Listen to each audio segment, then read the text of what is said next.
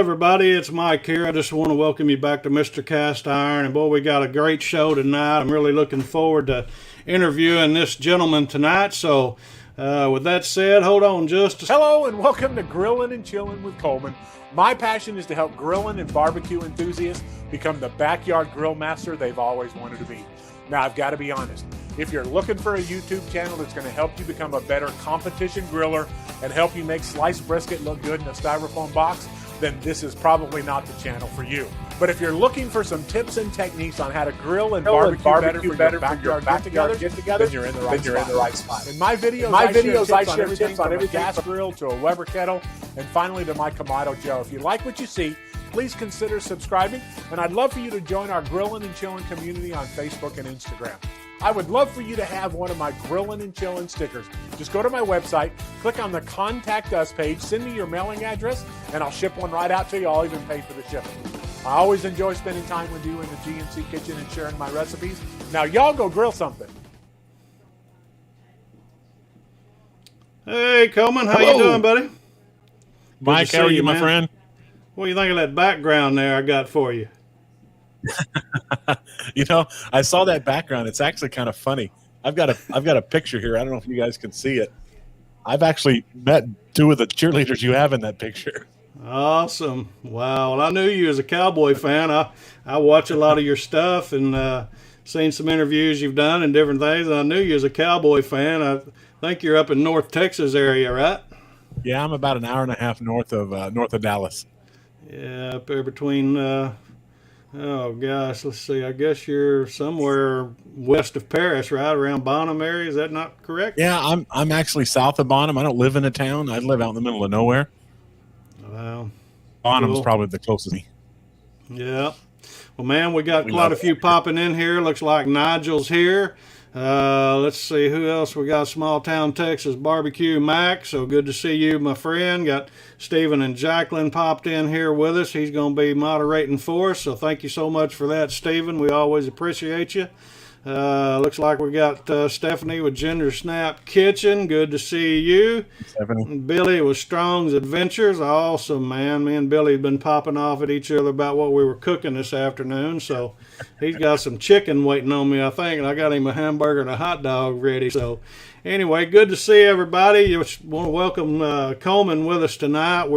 I know he's tired. He's been on the road. Had to go to a funeral. He was telling me in the background a little bit. So, but he's willing to sit in here with us, and we certainly appreciate that. And if you guys have any questions for Coleman, be sure and pop them in here in the chat room, and we'll try to get to them. I'm running solo tonight. Mrs. Cast Iron's still under the weather. We got to take her tomorrow to have a nuclear stress test on her heart. They believe this COVID is not only given her two blood clots in her lungs, but now they believe it may have affected her heart. So we're touch and go. We're going to have to go see what we can get done tomorrow. So if you're praying people or whatever, just keep her in your thoughts and prayers, and we certainly appreciate that. But with that all said, man, let's kind of dig into it. I know you got a lot going on, man. I've been watching you closely.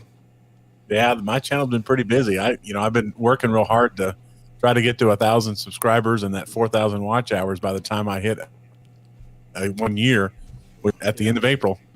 So yeah. I'm getting close, but I don't know if I'm going to hit it or not. Yeah. Well, if you don't mind, I'm going to pull your channel up here, and we'll just take a look-see and see what you got going on here. If I can do this, I think I'm able to do. And if you're here from Grillin' and Chillin' with Coleman on Facebook, if you would make a comment, I'd like to see who's here. Nigel's in here. I don't know if I should say there's not. That's my son. That's my. I'll say it's my favorite son because I don't think any of my other kids are on here. All right, as long as you want to dive into that, you will get yourself in trouble. That's okay. Oh, you got a good-looking banner on your channel there, man. Thank you. Yeah, it looks good. It says Grillin' and Chillin' with Coleman. Got 853 subscribers. And I always like to go into the About section. Let's take a look and see what you got going on here. Yeah, I got a lot in there. Yeah, it says my passion is to help grilling and barbecue enthusiasts become the backyard grill master they have always wanted to be. On this channel, we provide tips and recipes on gas, charcoal, and pellet grills, as well as Dutch oven and open fire grilling. Wow, we're going to talk about that. If you're looking to become a serious competition griller, this is not the page for you. I like that.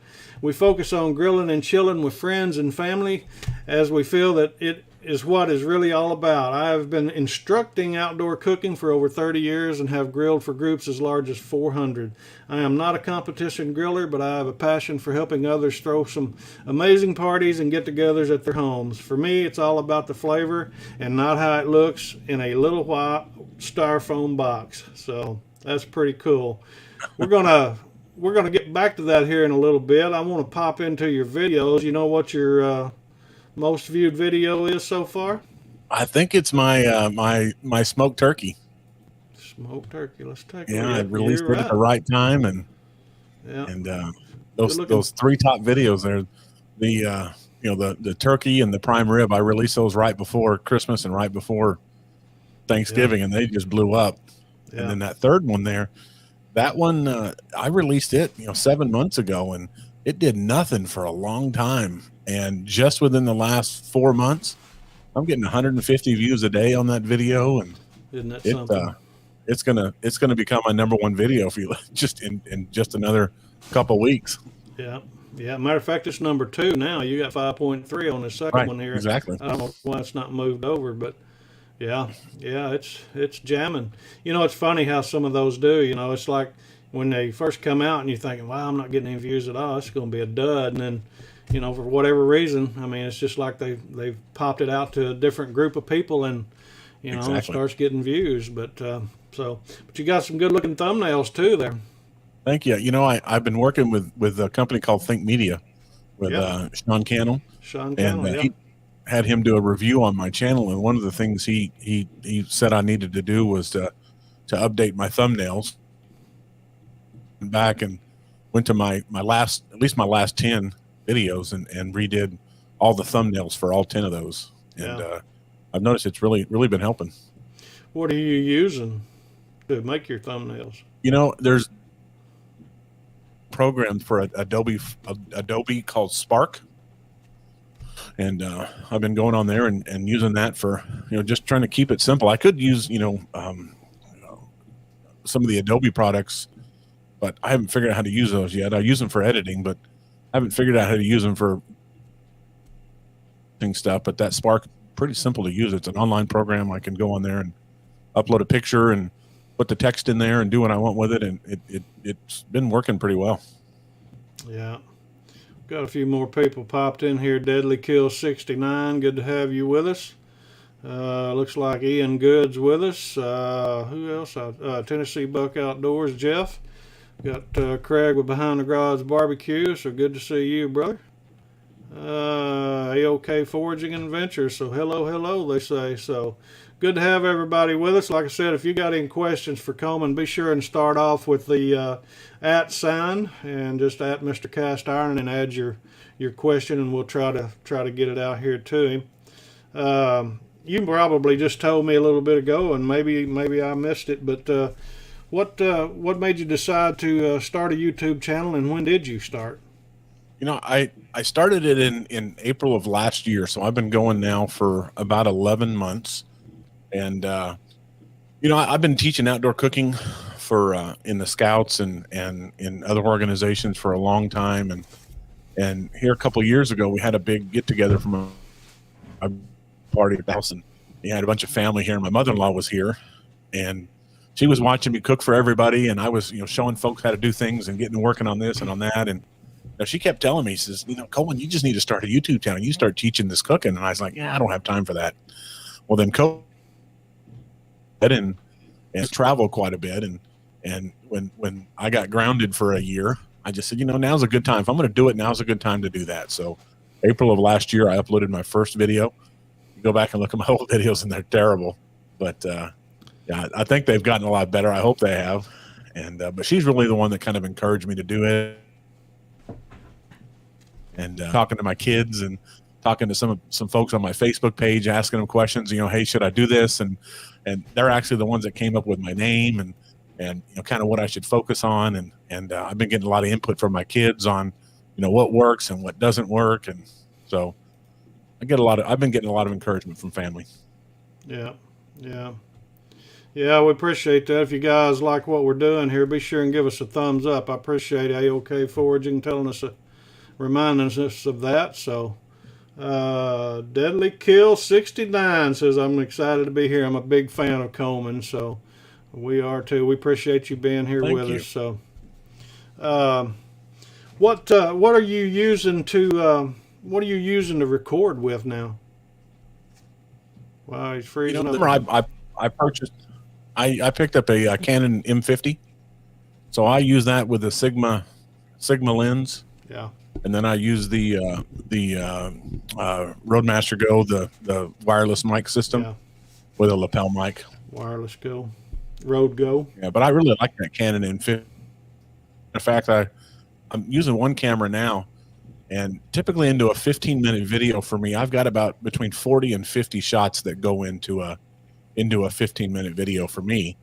It takes me probably, 10, 12 hours to film one. Wow. And I told myself when I hit 1,000 subscribers, I'm gonna buy another camera. I'm gonna get another M50. I'm gonna get two of the same, and get two different shots. So I think it'll cut down my filming time quite a bit. But I love that camera. It's a great starter camera. I knew nothing about when I started. I went to the university and just learned how to do it. Yeah. We're freezing up a little bit every now and then. I don't know if it's me or you, but anyway, we were talking about your me. I'd be like, you got a bad internet connection? Well, just living out here in the country, our internet's not the greatest. Yeah. Well, getting back to your about section earlier, there was a few things in there that I kind of wanted to touch on, and I'm sure people in the chat room have a few questions, but you're talking about providing tips on gas, charcoal, and pellet grills, as well as Dutch oven and open fire grilling. So I heard you just a minute ago mention Scouts. Is that probably your earliest acquaintance with Dutch oven and cast iron cooking? Oh, definitely. I started in Scouts as a youth, and I didn't have a dad around the house, so my mom did a good thing and stuck us in Scouts. Yeah. And I remember as a youth going backpacking with our Scoutmaster and us, making tinfoil dinners, and we did a lot of backpacking and camping as a youth. And then when my boys grew up, I started a Cub Scout pack and a Boy Scout troop in New Mexico, and then went to work for the council teaching outdoor cooking, and then my family and our troop and I put on a Mountain Man rendezvous every year for the Scouts, and we did a lot of outdoor cooking and Dutch oven stuff and fire starting. So I've got about 25 years in the Scouts alone. Wow.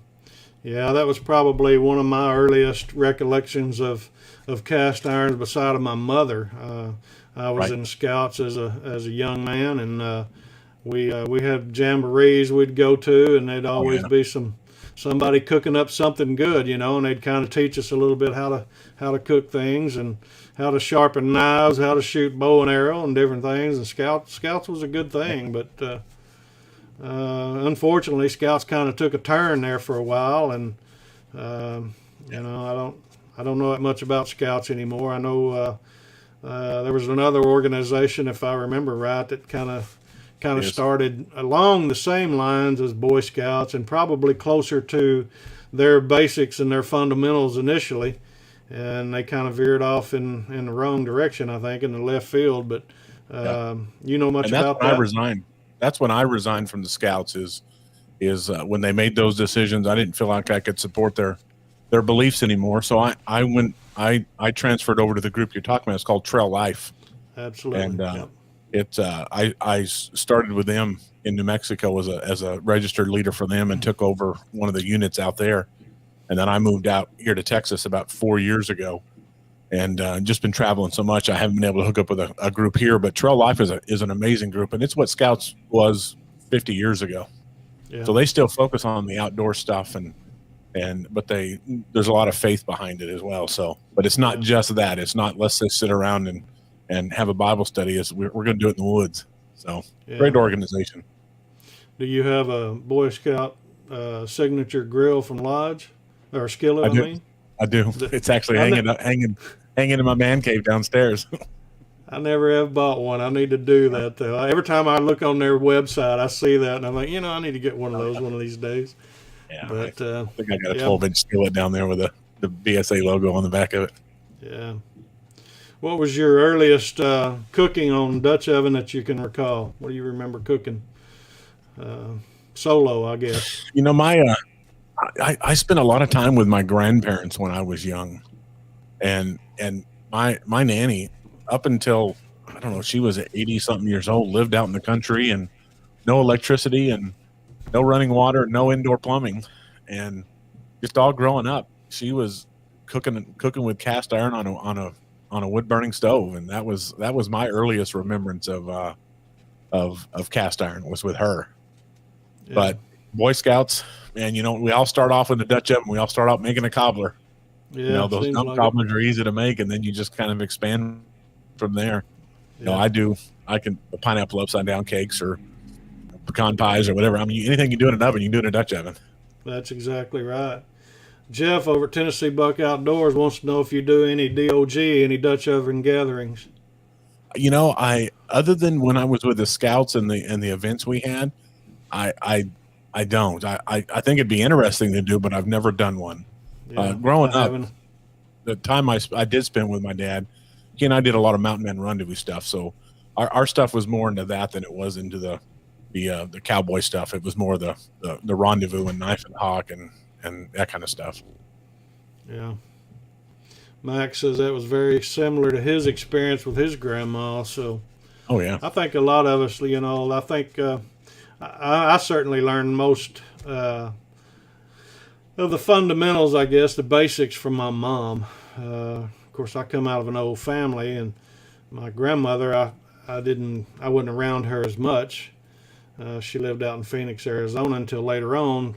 For many, many years, we were talking off the record earlier behind the scenes. I'd lived in Texas and North Texas area too, and owned several trucks. I run coast to coast for many years, and I'd always get to stop in and see my grandmother out in Phoenix, and she always had something going in one of them cast iron skillets, and so those are priceless memories, man. Yeah, I inherited a lot of her ovens when she passed. I got a lot of those, so I keep those put away. I don't cook in those anymore.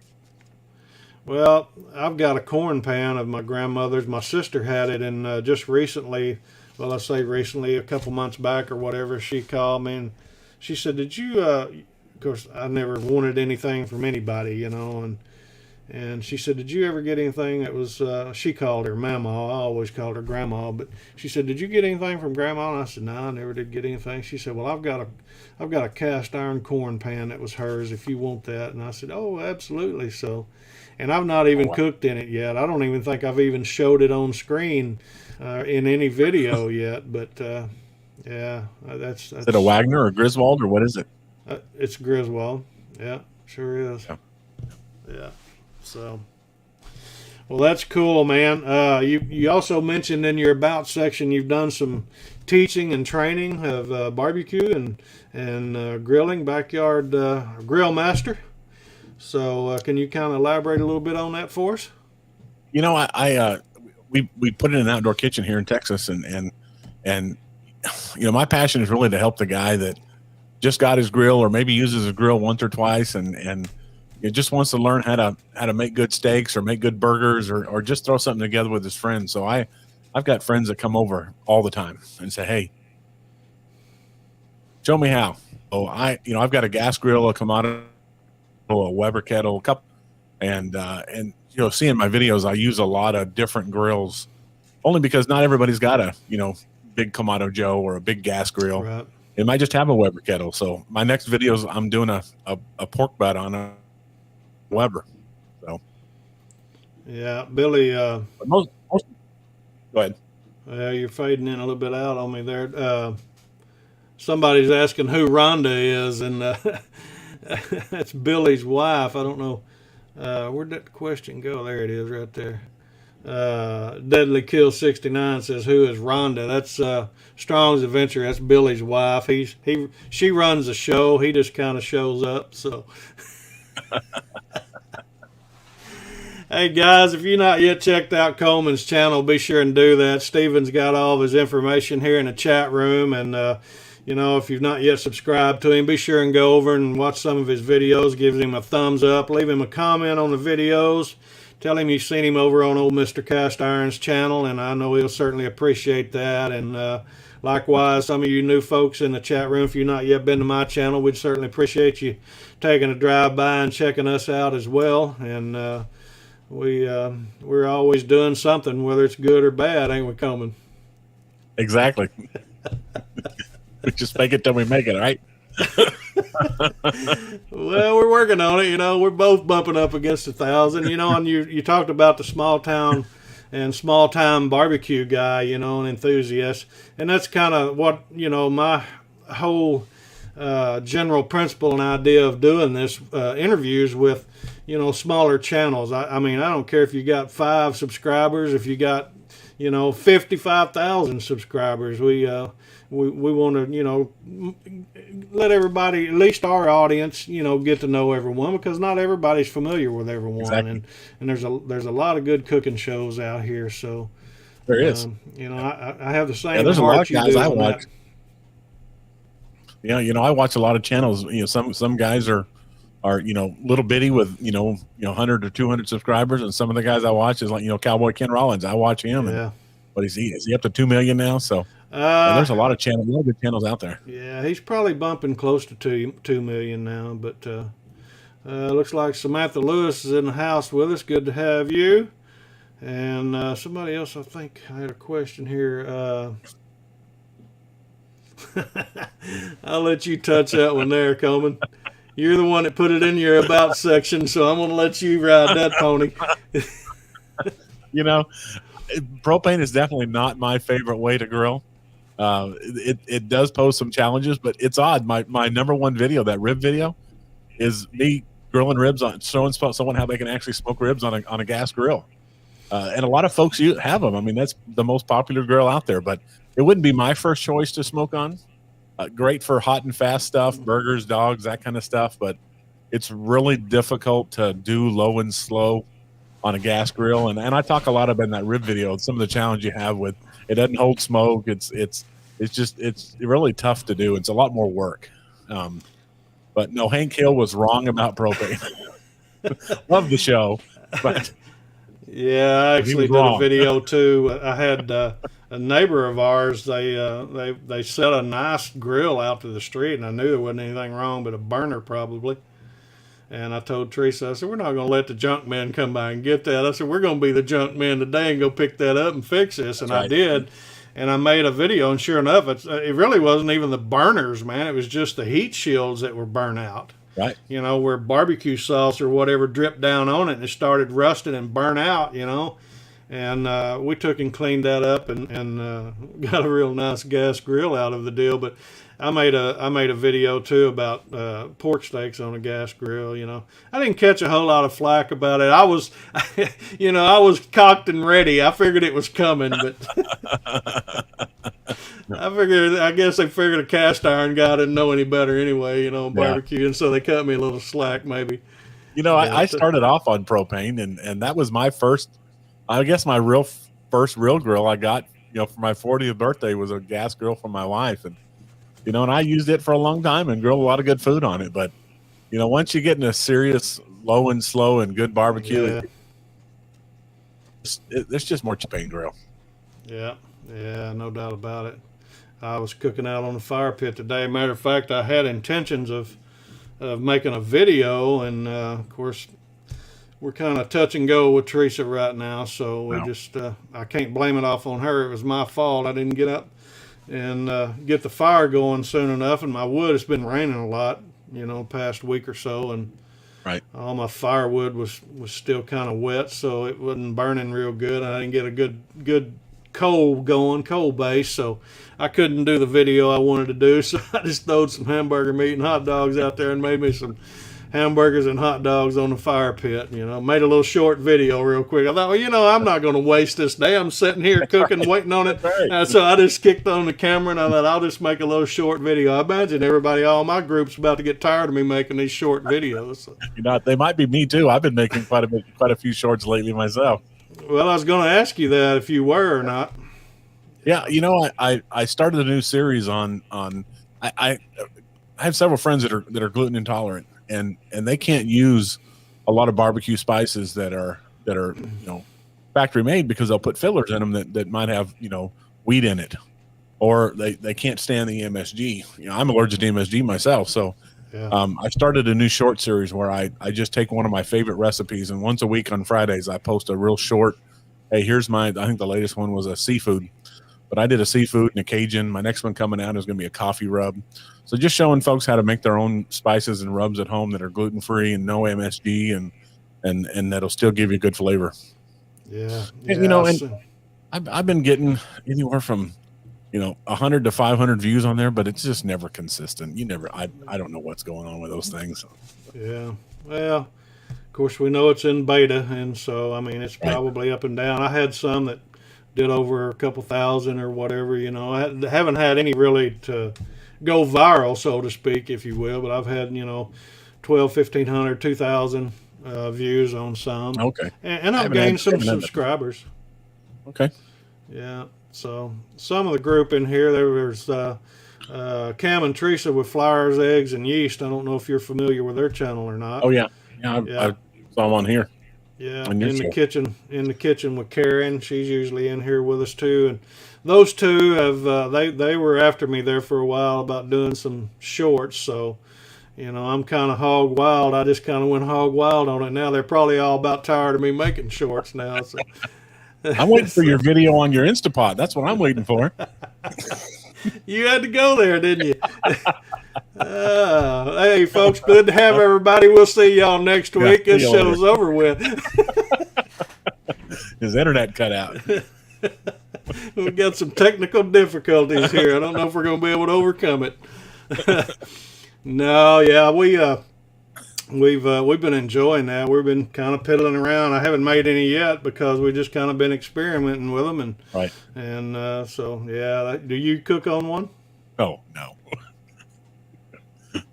Now don't tell me your wife doesn't have one. No, Surely she doesn't. No, she doesn't have one. She hadn't asked for one either. Don't fib to me now, Coleman. Be sure and leave your address. I'm going to mail something to her. Hey, speaking of that, I've got some things here that I got a hat from Uncle Steve. I guess I need to be wearing that, don't I?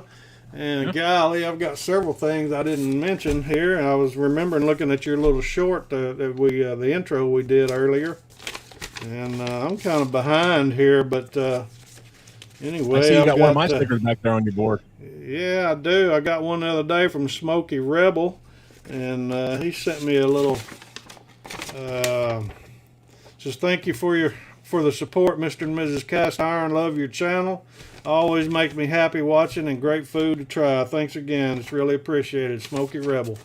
So there we go. We got that one out of the way. I'm a little behind. Let me do a little bit here real quick, Coleman, if you don't mind. Golly.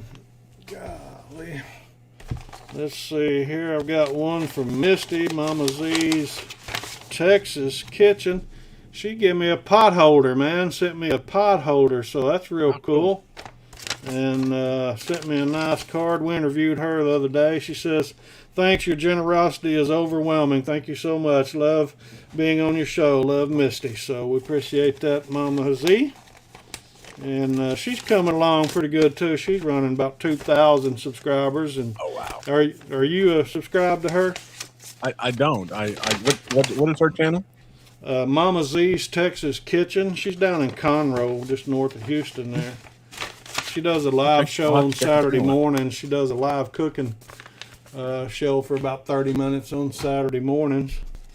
And here's another one I'm real proud of, man. Check this out.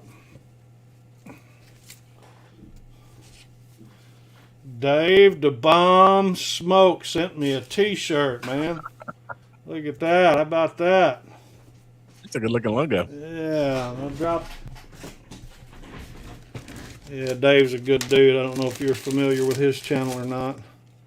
I'm not. Got a coaster. I'll leave. Okay. I always leave the live chat up, so once this video's done, it'll render. It takes about 12 hours to render through YouTube. You can go back and watch it, Coleman, if you don't mind. You know, and you can always pick up on all these channels we're talking about. That's usually what I do. Definitely. So I usually go back and check everybody out. Wow, here we got some more people popping in. There's Karen in the kitchen with Karen, and I don't know if you're familiar with her channel or not, but she's got a really good show. She just bumped over 2,000 the other day. Wow, congratulations. She's been rocking and rolling. She was one of them that kind of talked me into doing these shorts, so I'm sure she's one of them getting tired of them by now. But here's an old boy from my hometown, Mike Baker. He's going to be on my show. I think it's June the 6th coming up, and I'm looking forward to him. He's a small channel just getting started, so we're certainly going to try to help support him, help him get going and get some more subscribers. So now that I called him out already, folks, if you guys have not been over to Mike's channel, be sure you may see him on Instagram or not, or Facebook, but anyway, he's doing a great job. And go over and check out Baker's Barbecue. He's a good dude. He's from my hometown of Kennett, Missouri. So you guys go check him out. We appreciate that, and I know he will. And leave him a comment. Tell him you seen him on old Mr. Cast Iron's channel. So anyway, well, with all that PSA out of the way, Coleman, let's get back to Yeah, I was saying, you got one of my stickers back there on your sticker board. Oh yeah. We're behind. Teresa started that, and I've been kind of letting her deal with that part of it. But anyway, I don't even know where my stickers are. I know you got stickers, and so folks, if you want a sticker from me and Coleman, either one of us, we both have our email in our about section of our YouTube channel. Be sure and send us an email and let us know, and we'll certainly try to get a sticker in the mail to you. But anyway, yeah, I send them about 10 a week, and I sent 2 to Germany and 1 to Australia last week. I've got some folks all over the world that are requesting those things. Yeah, I've sent some down to Patty Joe in Australia, and then I sent some Stephen with Cooking with This Guys over in Dublin, Ireland. I had him on my show a little while back, and we've had stuff go out in different places. And Smokey Rebel there, I think gosh, I can't remember where he's from, but he's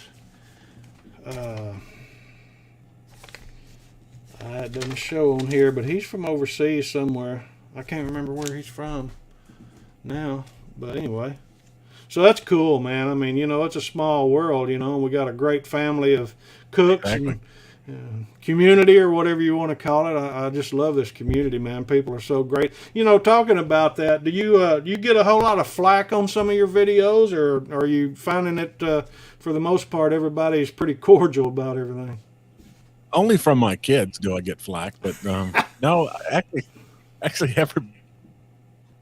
everybody's pretty good. I think in the whole 11 months that I've been here, I've only had to ban one person just for making stupid comments, but not everybody's pretty cordial. And now on that rib video, I had some folks that made some, because when I do 3-2-1 on my ribs, and some people will say they're overcooked, but that's the way I like them. That's the way I make them. So I had some comments about that, but 99% of the time, folks they're great people, and they're just there to learn or to share or to just come and be entertained, and that's what we're there for. So. Absolutely, and that's why I wanted to shout out my friend Mike Baker there. He's doing the same thing. He's got the same mindset. Mm-hmm. He on his Facebook page and everything. I don't comment on everything they post, but I'm watching his videos. I'm watching his channel and everything. He's got the same mindset as you do on that, and as we do. Right. I mean, everybody has to start somewhere. Exactly. And a lot of people sometimes feel intimidated by some of these larger channels. And I mean, they had to start somewhere. They had to learn. Certainly. So we certainly want to be sure and try to help along the way if we can. Steve over Dutchy Cooking, he's over in United Kingdom, over in England there. He's another Dutch oven cooking friend of ours. We had interviewed him a while back. I don't know if you're familiar with his channel. I watched that one. Yeah. he wants me to mention a Cast Iron Wednesday. There's every Wednesday you can put a hashtag Cast Iron Wednesday, and it'll go into a playlist of a lot of different creators are making different kind of videos.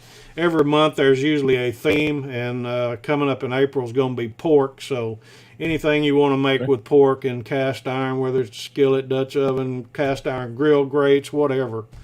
They certainly, welcome that. So I don't get to do it every Wednesday. I try to do it fairly regular, but I don't get it every Wednesday. But anyway, you guys, everybody's welcome. If you cook on cast iron, be sure and do that, or go and just type in the search bar of YouTube, put hashtag Cast Iron Wednesday, and it'll pull up a lot of videos and channels that you may not be familiar with. And so, and I'm going to encourage you folks, if you go to someone's channel and watch them, and don't just, but give them a thumbs up, a comment in their video. Yeah, you faded out on all that. Do it one more time. Oh, I'm sorry. If you have a YouTube, if you go watch someone's video, give them a thumbs up, watch the whole thing through, and comment below. That's one thing I try to do. Every time I watch someone's video, no matter what it is, I always try to give it a thumbs up and give them a comment, because it really helps them, especially the smaller channels. It really helps more people find their videos and helps them grow. So don't just go watch. Put a comment in there for them. Yeah, absolutely. And I mean, I know it gets kind of overwhelming when you begin to be friends and subscribe to a lot of channels to try to support everybody. Right. And I've had that question before. How do you keep up with everything? Well, it's kind of like you were saying there. And I mean, let me see if I can share this here real quick, Coleman. Let me go back into one of yours. Okay, now let me see if I can share that. Okay, and I mean, a lot of people know this, maybe some don't. I may show something. Let's say like this is Coleman's channel, and we won't do these shorts here, but let's find like this long video here. It's 11 minutes and 17 seconds. So, if you don't really have a lot of time to watch the whole thing, what you need to do is just take and grab this little gear right here. I don't know if you can see my mouse or not, but you can click on this little gear, and it'll have the playback speed, which is normal, what it's normally set for. But you can go down here and bump it up to 1 1/4 or 1 1/2, and you can watch that video a lot quicker. Now 2 is a little too fast, you won't be able to understand him, but 1 1/4 and 1 1/2, you'll be able to understand what he's saying. Now see, 2 is too fast, so I get to shut up, Coleman. We'll get off that. But anyway, guys, you can go back and you can certainly, you can listen to videos at 1.25 or 1.5 speed, and you get through that video a lot quicker, and they get the watch time, and you're still able to understand what they're saying and watch everything. Because if you just click on a video for 1 or 2 seconds, 10 seconds, 1 minute or whatever, it's not helping that friend of yours. It's not helping that creator at all. No. You've got to give them at least 50% of watch time. Yeah, it hurts them. It really does. It's like, well, what it does to the algorithm, it tells YouTube, hey, they're just really not interested in this video. So, they're not going to promote it. And that goes for you too. So if we're doing the same thing to your channel, we're not helping you. So be sure, and like Coleman suggests, be sure and go, when you're checking it out, be sure and watch, give it a thumbs up, and comment even, because that, that's engagement in the algorithm, and that really helps push the channel, or not the other channel too, but it helps push that particular video out. So, and actually another thing that hurts a lot of your channels, and we don't realize this, is if you subscribe to a bunch of channels and you never watch videos from either. And so I love watching people's videos, but if I'm not going to watch your videos, I'm not going to subscribe to your channel, because it could hurt you if I did. Yeah. So I typically will go through my subscriber list every month. And if I haven't watched it in the last 30 days, I'm going to unsubscribe, because if I'm subscribed and one of your videos comes up in my ticker and I don't, it actually hurts your algorithm if I don't click on it. Yeah.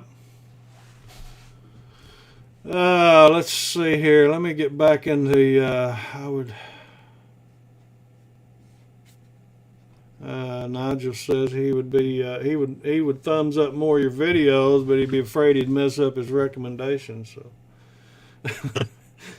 Oh, Mike says we got to do what we do because we'll be big channels too. Down twice. Yeah. All right. Yeah, if you don't like my videos, hit the thumbs down twice. And hey, talking about that, a lot of people thinks that's a bad thing, and I did for a long time, but I've found out that actually the thumbs down doesn't hurt you; it hurts the person giving the thumbs down. Matter of fact, it'll just tell YouTube that that they don't want them suggesting your content, so they're not going to see your content anymore. So the thumbs down, I mean, we'll take engagement either way, thumbs up or thumbs down. I'd love to have a thumbs up, but anyway. Let's see. Billy says, I actually watch the videos at normal speed the whole way through. Yeah, I try to most of the time, but I am guilty of speeding them up to at least 1 1/4 every now and then. Let's see. Lisa Delight's with us. Good to have you. And like I said, folks, you guys, if you got any questions for Coleman in the chat room, be sure and start it out with that Mr. Cast Iron and leave your question, and we'll try to get it up there to him. But other than that, I know we all got channels we like to watch. We've certainly got food channels we love to watch. I know you talked about Kent Rollins a while ago. But what are some of your favorite foodie channels other than most of us that we're constantly following here? Do you have any bigger channels you like to watch? The foodie ones, Sam the Cooking Guy is one of my favorite. Yeah. How to barbecue right. He's actually the one that really he really encouraged me, because I looked at his beginning videos and they were just as bad as mine. And now look at him. He's got over 1 million subscribers. So I watch him quite a bit. I love his videos. And so he's really been encouraging me. Justin from Baby Back Maniac, he's one of my favorites. And I got a funny story about Justin, if I can tell it. Sure. One of the first times I saw him, he was on T-Roy Cooks, because I love watching T-Roy as well. And I was watching T-Roy, and he was actually interviewing Justin from Baby Back Maniac.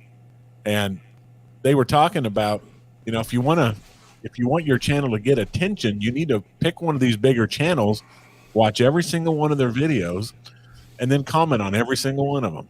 So I said, okay, Justin, you said that in a video. I'm going to try it. I went back to Justin's first video, one of his videos, and commented on every single one until he couldn't ignore me anymore.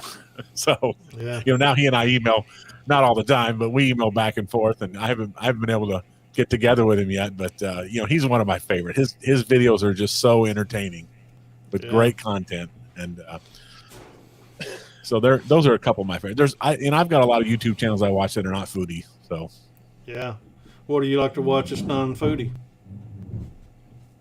Well, I love American history, and there's a channel I watch. It's called Green Mountain Metal Detectors, which is a guy up in New Hampshire that goes and searches old colonial sites and finds the stuff and then researches the history behind the home site. And so I love his channel. Another one called Adventures with Purpose. Is a guy that travels all over the country and helps solve cold case murders, not murders, but missing people. He found somebody in a car that at the bottom of a lake, and it kind of started his channel. So he goes around the country and tries to help solve cold cases, and so that's pretty good. And then there's another one I watch called Keep Your Daydream, which is about a family that travels all over the country in an RV, and but they're a great channel. So I've got a good mixture that I watch. I think I may be subscribed to them. That sounds familiar. Yeah, they're a great channel. We started off about 3 years ago. They're already up to 1 million subscribers, and it's just a great channel. Great family videos about their places they go all over, and they talk about the history of the places they go, and so it's pretty neat. Yeah.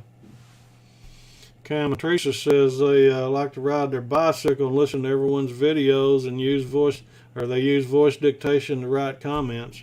I'm not that high tech, I don't think. What do you guys ride? Yeah, what do you guys ride, Cam, Teresa?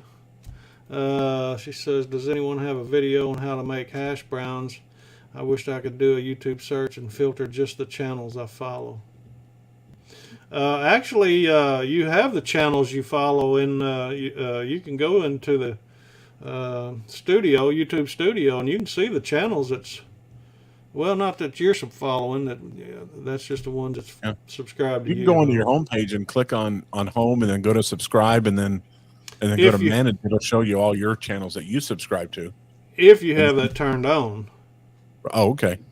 Yeah, a lot of people don't have that turned on in the back office. They don't have, show their subscriptions. Right. I don't understand that, why they don't show their sub count or their subscribers, because I've picked up a lot of subscribers from other channels.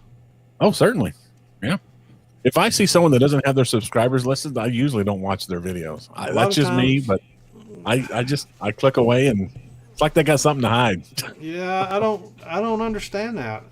And I mean, if you know much about YouTube, you can tell if they have, their community channel. If they have that tab, they're over 1,000 subscribers, because you don't get that till you get 1,000. So I mean, I don't understand why they hide their subs. I don't get it. But anyway, or if a commercial pops up during their video. Yeah, absolutely. Well, YouTube now is putting up, and I've noticed the ones they're putting up is for YouTube TV.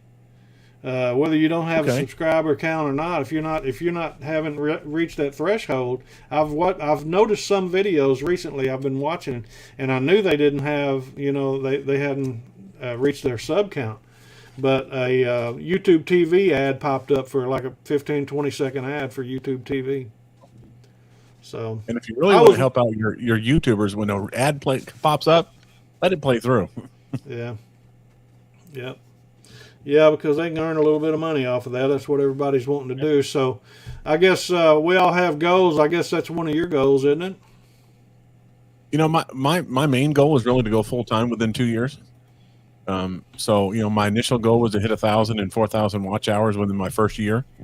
But within 2 years, I want to go full-time. Yeah. Yeah, I'd like to too. I'm 57. I don't know how old you are, but I'm getting close, and I told Teresa I'm not going to wait. When I get 62, I'm done. I'm tired. I'm done, and I'd love to be full time. Yeah. But one of the things I have planned is I'm going to be starting some online courses as soon as I hit 1,000 subscribers. So I'm going to start off with the Steak 101 course, probably 4 or 5 videos that really go in depth on steak. Yeah. So I'll start filming those and then making those available for folks. So that's something I'm going to start once I hit 1,000 subscribers.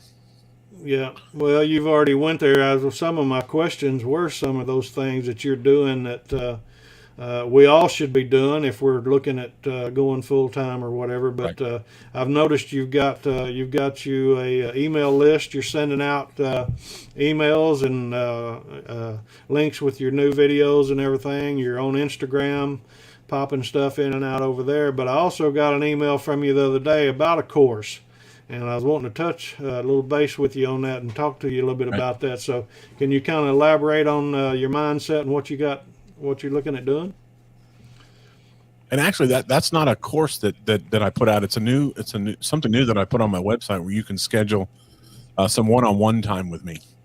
So if you've got some specific questions about some doing a brisket or doing a pulled pork or doing ribs, and you just want to spend 15 minutes on live with me on live video, then I make that available. So you can go to my website and schedule 15 minutes, 30 minutes, an hour, and it'd be just you and I one chatting and my tips and techniques on whatever kind of outdoor cooking you want to talk. Or shit, but it's just some one-on-one coaching that I do. Yeah, that's right. I said that wrong. You're right. I remember the email now. You were looking at doing some one-on-one. Mike Baker says he's been trying to see who his subs are but can't find it. I've only been operating on my iPhone. Could that be why? Yeah, because your iPhone app for the studio is nowhere near as powerful as the YouTube app or the YouTube studio on a desktop.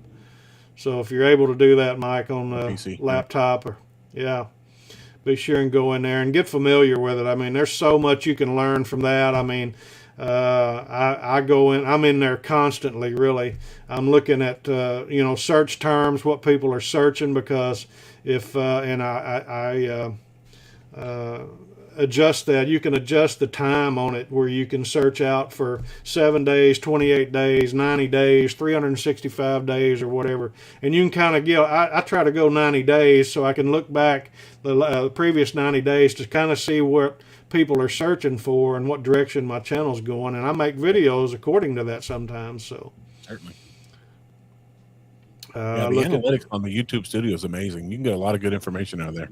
Sure enough, yeah.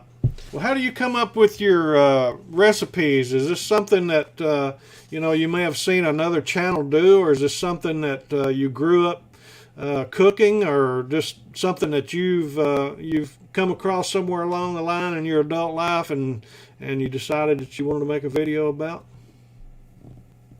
Well, research before I do a video. I spend a lot of time. If you look at the turkey video and the prime rib video, I released those at that time for a reason.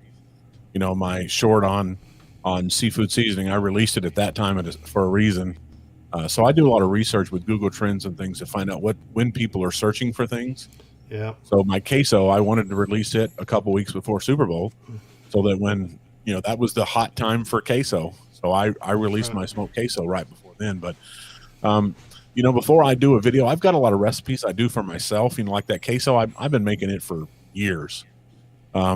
But one of the things I like to do is before I'll make a video, I'll go watch probably 10 or 20 other videos and see if there's some nugget here or a nugget I can include, because my goal is to make the best video out there for queso. And so I want to at all I can, things that I've tried or things that I want to try. Like in this queso video, I don't normally add cream of mushroom soup into my queso, but I was watching a video and I saw that would really help to make it a little creamier. So I tried that and it worked out real well. Yeah. And I mean that's awesome. And I'll tell you something else. I use Google Trends too. I don't know if a lot of people in the chat room. I was going to pop that up. Mark's up in Maine. He's a good friend of ours. I don't know if you're familiar with him or not, but anyway, he said you don't get paid holidays when you're retired. So, but I don't plan to retire when I get full-time YouTube. I plan to be full-time YouTube. That's right, exactly. But no, getting back to that, I'm glad you brought that up, because when you're watching other people's videos, I don't know about you, but I'll tell you one thing I do. First thing I do while I'm watching that video is I immediately go to the comment section and I'm reading everybody's comments, to see what people are saying. And because a lot of times you can pick up information, maybe questions they've asked that creator, and they may not even end up creating a video around it or whatever, and that's just an opportunity for you to make another video. So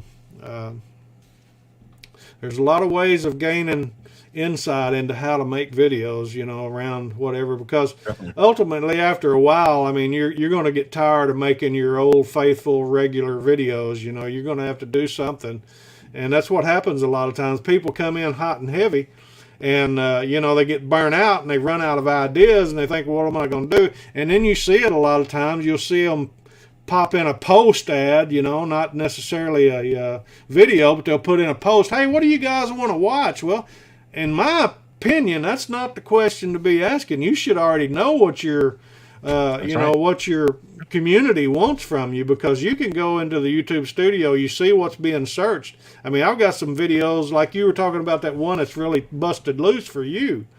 I've got some video, and believe it or not, it's just a fried green bean video, and that video gets views every single day. And I've made some other ones in and around it, and fried cabbage and different things too, similar to it. And yeah, you can get a lot of inspiration from the comment section of most videos. Definitely.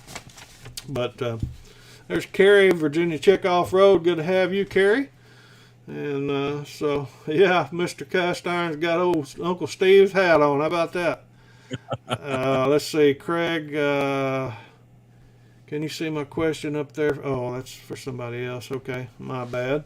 Let's see. Hopefully I didn't miss anybody else's there. Uh-oh. Somebody's starting trouble there. You say that's My son. your favorite My son? son lives in Maine. Yeah, he just moved from Texas to Maine, and Yeah. this is his first one there, and I'm not sure how much he loves it up there right now. He's actually back down here in Texas right now for a little bit, but he lives up in Maine. Yeah. Oh, Lee Smoking Bears. I don't know if are you familiar with Lee's channel? Yeah. I subscribe to his channel and watch his stuff. Yeah, he's got a In fact, question. I got one of his stickers on my refrigerator. Yeah. He put one out this morning. I was too busy. I hadn't seen it. I'll have to catch a replay on that, Lee. But I seen them. They were, gosh, I think making nachos or something this morning, breakfast nachos or something. I have to go back and check it. But he's got a question for you. He said, what kind of Easter cooks are you going to do other than ham? Rack of lamb. Rack of lamb. Yeah, rack of lamb is huge during Easter, so I'm working on putting one together right now. Yeah. Steve over at Dutch's Cooking said he just subbed to you. Thank you, sir. I appreciate that. Some of these guys will be popping out a little bit because it's already almost midnight over there in England, so I know Dutchy will be bouncing here in a little bit. But Steve, we always appreciate you, man, and everything you do. Thank you, Steve. Yeah. So, my daughter was over in England for 4 years with her husband's in the Air Force, and he was over there at Lakenheath for 4 years. And my wife and I went over to visit him. Yeah. Wow, we're already bumping up against an hour. Are you able to stay with us for a little bit? Oh, I'm fine. I didn't even ask probably 5 questions, man. I told you I talk too much. I love it, man. I love it. Oh, no doubt. So, do you think those shorts you were talking about? You're not getting much traction with those. Do you think those help your channel, or you think they're hurting your channel? Are you going to keep doing them, or are you just not sure what to do yet? No, I'm gonna at least another 30 days because I told myself I'd do them for 60 days, 1 week. So I'm gonna, when I try something, I don't usually try it for a week or two. I want to try it for 60, 90 days to see if I see any difference in what it does. And the great thing about the analytics on YouTube is you can see how many subscribers you're getting from those videos. So it's boosting my views, and I am getting some subscribers off of it, but it hasn't really benefited my channel a whole lot yet. So we'll see. It might happen, but I'm going to give it to the end of April. Yeah. Steve says he's going to hang around a little while. Oh, perfect. Deadly Killer says, what do you guys think of the new Salt Con Steakhouse? I don't know what that is. I don't either. Coleman, which base in Lincoln? He was at Lakenheath. Okay. My wife and I went over and spent, I think, 11 days with him.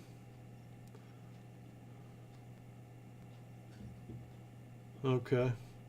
Cam and Tricia said they thought they had already connected with you and subscribed to you. So you ought to pick up some subscribers Thank tonight. you very much. So that's certainly our goal and intention, for everybody, all of our group our group to get to know your group, and hopefully your group get to know us. So that's cool.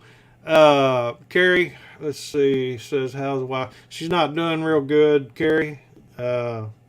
She's still got the blood clots in her lungs, and we're going tomorrow morning early to have a nuclear stress test done. So be sure and keep her in your thoughts and prayers and lift it up. So we appreciate that, guys. That's why I'm running solo tonight. She's not feeling good. So anyway.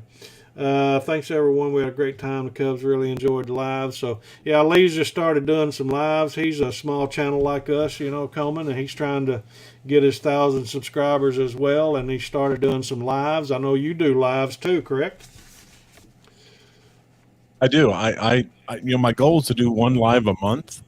It hasn't happened as often as I want it to, but when I go live on both my Facebook pages and the YouTube, and it's typically just to announce something like this, but I do want to start spending more time on the live. I think it's a good way to connect to your viewers. It is, and it also helps your watch time big time. It'll help you gain your hours a lot quicker. Dutchy says shorts seem to take off good. The beginning of the year slowed down a bit. I agree. I think there's just a lot more people putting them out, and it's taking up the shelf. So Mark over at Never Say Never Barbecue. I don't know if you're familiar with Mark. He does a Oh, great job. We Yep. interviewed Mark a while back too, but he's a Little Debbie fan, and he's wanting to know what your favorite Little Debbie is. I have two of them, and hopefully my wife is not watching, but I keep these hidden in the kitchen somewhere so she can't find them. Because if you look at me, I'm probably not supposed to be eating Little Debbie's, but I do anyway. I don't know It's the all right. peanut butter wafer cookies. I like those peanut butter cookies, and I like the zebra. My two favorites. Yeah, wow. So I guess that's probably one of your favorite junk foods, then, right? You know, I'm really not a big junk food sweets kind of guy. I like those, but I'd rather have salty than anything. So I eat a lot of sunflower and pistachios and those kind of things. Yeah. Well, man, I tell you what, I want to hit on a couple more technical questions here, and then we're going to move on if you don't mind. But what Fair what are enough. you using to record with? You said earlier it was what type of camera? A Canon N50. All right, and you're using an external mic, correct? I do. I use the Rode Wireless Go, Okay. and then I have a lapel mic that I wear. And What? so that's I'm sorry. Go ahead. I Go ahead. stepped on you there. No. What are you using to edit your videos with? I use Adobe Premiere Pro. Adobe Premiere Pro. Well, I'm looking at another program. I'm not going to mention what it is till I kind of research it a little bit more, but I'm looking around. I'm going to make some changes. Carrie, I didn't acknowledge you there, but I appreciate you keeping her in your prayers, certainly. Yeah, I had another program I was using to edit with first, and it was just, and it did well for me to learn what needed to be done. But Yeah. you know, after that, it was a little elementary. So when I moved to Premiere Pro, and I'm liking it. There's just so much to it. Yeah. Well, I know we're always trying to stay on top of our game. I think most everybody is. Everybody that pretty much that I've seen in the chat room tonight are trying to grow, seems like. Right. You mentioned something earlier that I didn't forget. I heard you talk about Sean Cannell with Think Media, and you Yes. reached out to them. Can you kind of elaborate a little bit about that? Because I know everybody sees these bigger channels, and they're always asking, you know, if you want to come over and get your channel reviewed, or if you're, you know, looking to maybe subscribe to a course or something like that. So you've done that. Can you kind of elaborate a little bit on that with us?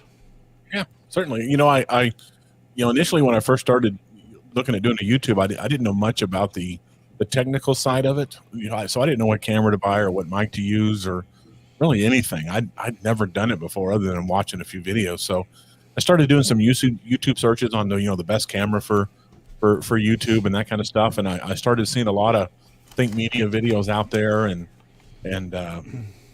so I started watching a lot of their stuff, and they've got a lot of great information. You know, Sean's been doing this for a long time, and then he had an advertisement come out for a free weekend course on growing a YouTube channel and how to start that. So I went and took that course and got a lot of great information out of it. And then I wound up buying his ultimate course, his big course, Video Ranking Academy. And so I bought it and went through it, and he's got there's a personal a private website for all the students that have gone through that course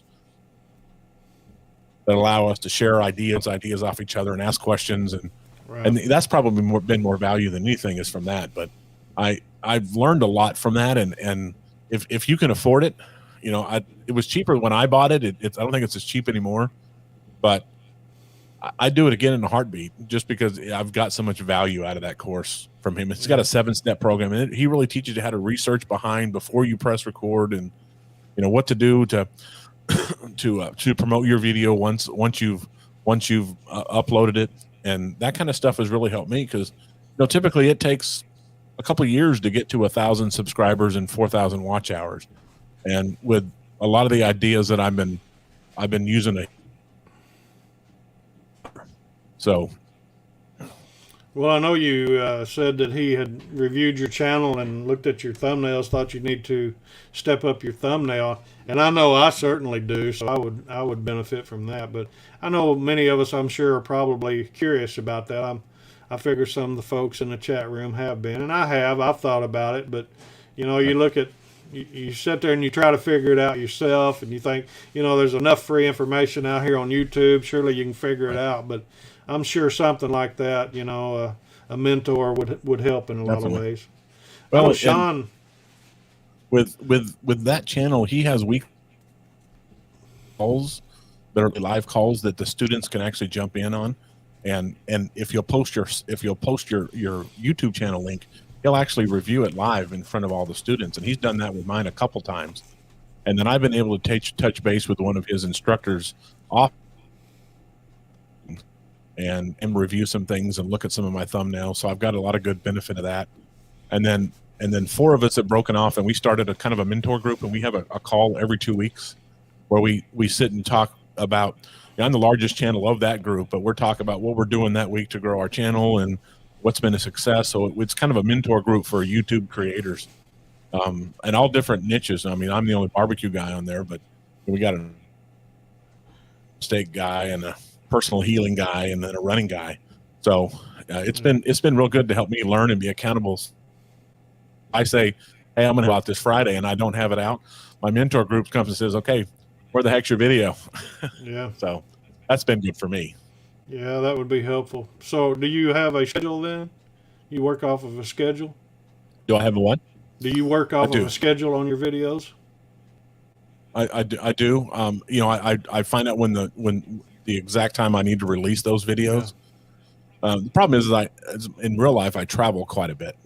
I'm flying out tomorrow. I just got home tonight and I'm flying home tomorrow morning. So here's quite a bit, but when I like these shorts, they really help because I film 4 of them at a time, and then I schedule those to release over a week time. So it really helps. It really helps for the weeks that I can't film. I have stuff ready to go and ready to upload. Okay. Mark would never say never's got to take off. Says good night. Got to work in a few hours. So praying for Teresa. Appreciate that, buddy. Be careful, man. Appreciate you, Mark. But well, if you don't mind me asking, what do you do for a living? I'm a stripper. Oh, well, that's cool. You're going to give us a preview or actually, what? I don't think you want to see that. We'll put it out here on YouTube land, brother.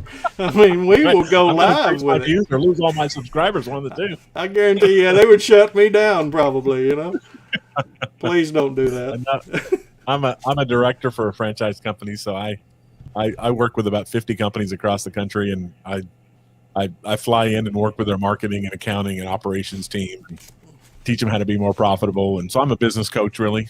Yeah, cool. So. Well, on your videos now, you're talking about Mark. You're talking about Sean.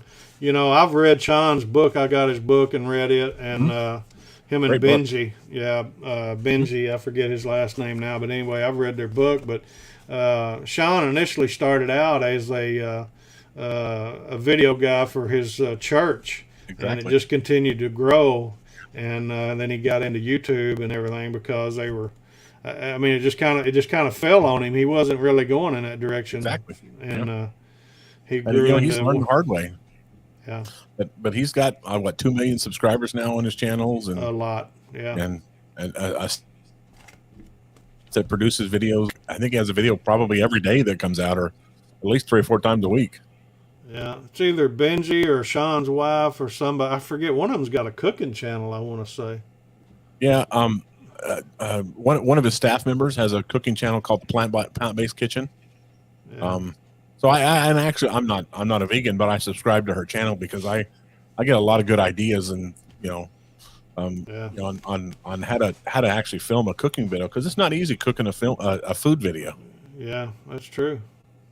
What was one of the videos that you was the hardest for you to do? One of the hardest to do was my prime rib video. Prime rib isn't cheap. I think I went down. I do have a meat sponsor, but it's not 100%, and I wound up having to buy that prime rib, and it cost me about $125 for that piece of meat. Wow! And I brined it for 48. Brought it out to the outdoor kitchen and coated it in herb butter and had it on the counter and walked inside to get something else. And my Mastiff grabbed it off the counter. Oh wow! And ran off with it. I know that made you sick, didn't it?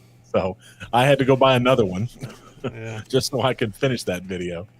So I've interviewed someone else. I forget who it was now that had something similar to them happen to them. What was the video that you had the most fun making?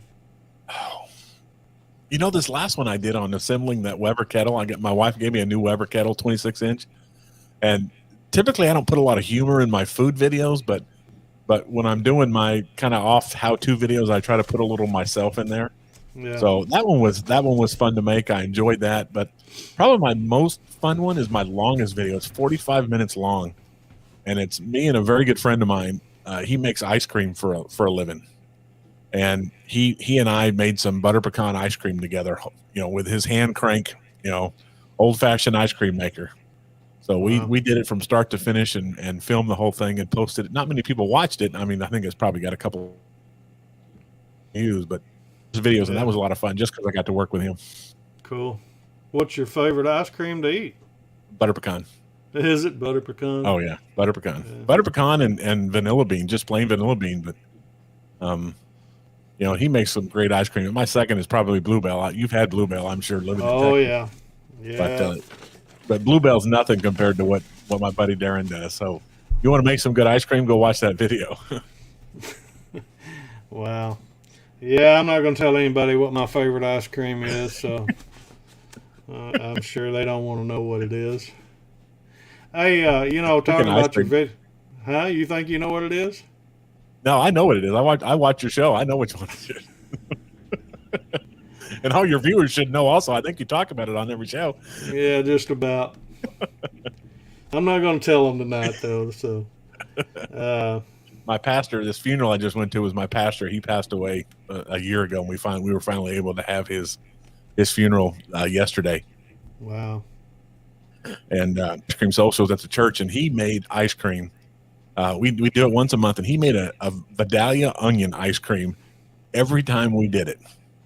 Wow. And nobody else would eat it but him. And I realize now why he did it, because no one else would eat it. He got to eat the whole thing, but he would make an ice cream out of Vidalia onions that were caramelized, and I hate onions, so I didn't try it, but just reminded me of him.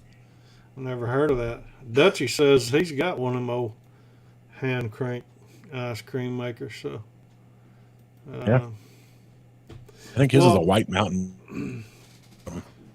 Do you on your videos? Do you just fly by the seat of your pants, or do you run off of a script? Or you said it takes you 8 to 10 hours to do a video, so I know you got a lot of clips involved in it. But are you doing voiceovers? Or are you doing it live, or how do you do that? By script? Or no? I usually spend a couple days writing a script ahead of time, and I'm going to tell you one of my secrets, and hope you don't hold it against me. But when I do my videos, I'm doing them off a teleprompter. Wow, really? I've got a teleprompter that I have in front of my camera, and I'm reading off of it. And so, the I use for my teleprompter will follow my voice, so it'll scroll up, and I can go off script a little bit, and it'll stop. Yeah. And when I get back on, it'll start scrolling again. So it's a great program. But I spend a lot of time scripting my stuff, and I'm following my script, and unless I get off a little bit, which I do. Yeah. So, do you put music to your videos or no? I do. Yeah. I do. Initially when I started doing the videos, I didn't have music, or I only put it under certain parts. Right. And what I found is I've being fat, I'm heavy. And I found that you can hear me breathing a lot in my videos. So I started putting music in the background, and I put it at negative 30 decibels. And I found that level is perfect for, it covers up all the background noise, but it's not overpowering of my voice. Hmm. So I do put background music in all mine. Yeah. Is that why I'm breathing hard in my videos? What'd you say? Because you're a fat guy? Is that what? Because I'm a fat guy. I breathe heavy. Maybe that's why mine sound that way. Maybe I need to bump my music up a little bit more. I was watching one the other day we were doing, and I thought, my goodness, I can hear me breathing. But I'm going to tell you, to be honest and truth about it, ever since we both contracted COVID, Teresa and I've had a lot of breathing problems ever since. And I'm fatigued, man. I can't ever get rested, and I never get my energy back. 100%. And my wife and I caught COVID in January. And she recovered in 2 or 3 days, but I'm still, by 2:00 in the afternoon, I'm exhausted. Yeah, I am done for the day. Yeah, so we were a little bit before y'all. We were in December, and Teresa, she's still battling, the after effects of it and everything. So, but yeah, I just do not have the energy that I used to have, and I'm hearing, people saying it takes 7, 8, 9 months before you actually gain it back. I've got my brother-in-law, Teresa's brother. He's a meat cutter here in our town, and he's on his feet all the time working and everything. But he says he's fatigued all the time, and he still doesn't have taste. Or what? He smells salt or tastes salty. Everything tastes salty to him still. Oh wow! What's funny is I got COVID in January, and I lost my taste for about 2.5 months. Yeah. So you watch any of those videos that I released in January and February? Probably. I'm talking about taste, but I can't taste them. Mac down in small town Texas barbecue. Are you familiar with Mac? Oh yeah. He does I follow interviews. him. Yeah, he's always doing reviews on barbecue joints. He's from San Angelo. Yeah, San Angelo. He said no, small town. Yeah, he's San Angelo. He said he can't breathe neither. Yeah. I can't breathe. Yeah, he and I have talked because I lived in San Angelo for about 10 years, and we knew some of the same people. Wow, that's where my pastor was a pastor was in San Angelo. Yeah. Well, let's talk about equipment, man. What's your favorite piece of equipment to cook on? Gas grill? I've got a lot of grills, but my gas grill. Coleman stove. No, my favorite is definitely my Kamado Joe. Kamado Joe. That grill that can take an average cooker like myself and turn them into an expert. That is the most amazing barbecue smoker I've ever used. Yeah. How you like that new Weber you got? Yeah, I haven't used it yet. And used it. I have the 22-inch Weber kettle, and I love it. I use it all the time. But my wife got me the 26-inch model, and so my first cook on is going to be the pork butt that I'm going to be filming next weekend. Oh, I missed this right here. Mark, he said people who hate music probably hate black walnut ice cream too. Can you believe that? I bet they do. Mark. I think you got to time him out. I think it's a conspiracy is what it is. If they don't like music, they don't like black walnut. So they certainly don't like my channel. So just move on down the line, I guess. Because we like music and we love black walnut ice cream. Right. But so, what kind of piece of equipment did you use that you just can't do without when you're cooking? Oh, what can't I do? Probably my instant read thermometer. That thing is. I use it every time I cook no matter what grill I'm on. I'm using my instant read thermometer. Yeah, they're a great piece of equipment. Oh, it is. You have a piece of equipment that you'd like to have that you don't own yet? I keep telling myself my next is going to be a Lone Star Grills offset, but I don't know where I'd put it. I got a big deck, but my wife is limited how much room I can take on the deck. So I don't know if I'll ever do that, but that would be my next piece that I'd want to get is a Lone Star Grills offset. So, but if they're listening and they want to sponsor me, I'd take one. Yeah, absolutely. I'm the same way, man. I'm in the same boat. I don't think my wife will let me buy anything else. When it comes to cooking, I've got stuff that I haven't even used yet. Hadn't even broke out. So. She has 2 Instant Pots. That'd allow you to buy one more grill. Hey, can you say that louder? Maybe she's on here. I hope she hears. Teresa, can you hear me? Yeah. You have 2 Instant Pots. Oh, that's funny right there, man. I tell you. Hey, do you rather cook at home or would you rather eat out? It's funny thing is, I travel. I fly 120,000 miles a year with my real job, and I eat out every meal every day, all week long. So when I get home, I just want something home cooked. Yeah. I'll get home. Let's go out and eat. Do we have to? Yeah. Can we just cook something? Yeah, she's wanting to We go do out enjoy because she's been home. Yeah. Exactly. What's your favorite? Is it breakfast, lunch, or dinner? Supper, we call it, huh? Oh, it's got to be dinner. Yeah, I'll eat a cold bowl of cereal for breakfast. I'm okay with that, but I'd like a good dinner. Yeah. Is cereal considered soup? You're going to ask this question? Yeah. So I just spent 6 hours in the car with my wife today, and I looked at her. She was over sitting in the passenger chair. I looked at her. And I said, "I got a question for you. Is cereal soup or not?" So we had about a 30-minute discussion on cereal was soup or not. We looked up the Weber definition of soup, so we could find out whether it was and we determined that it's up to you, but I don't think it's soup because it's not meat or vegetable based. Okay. So, but it prompted a good conversation today in the car. Thanks.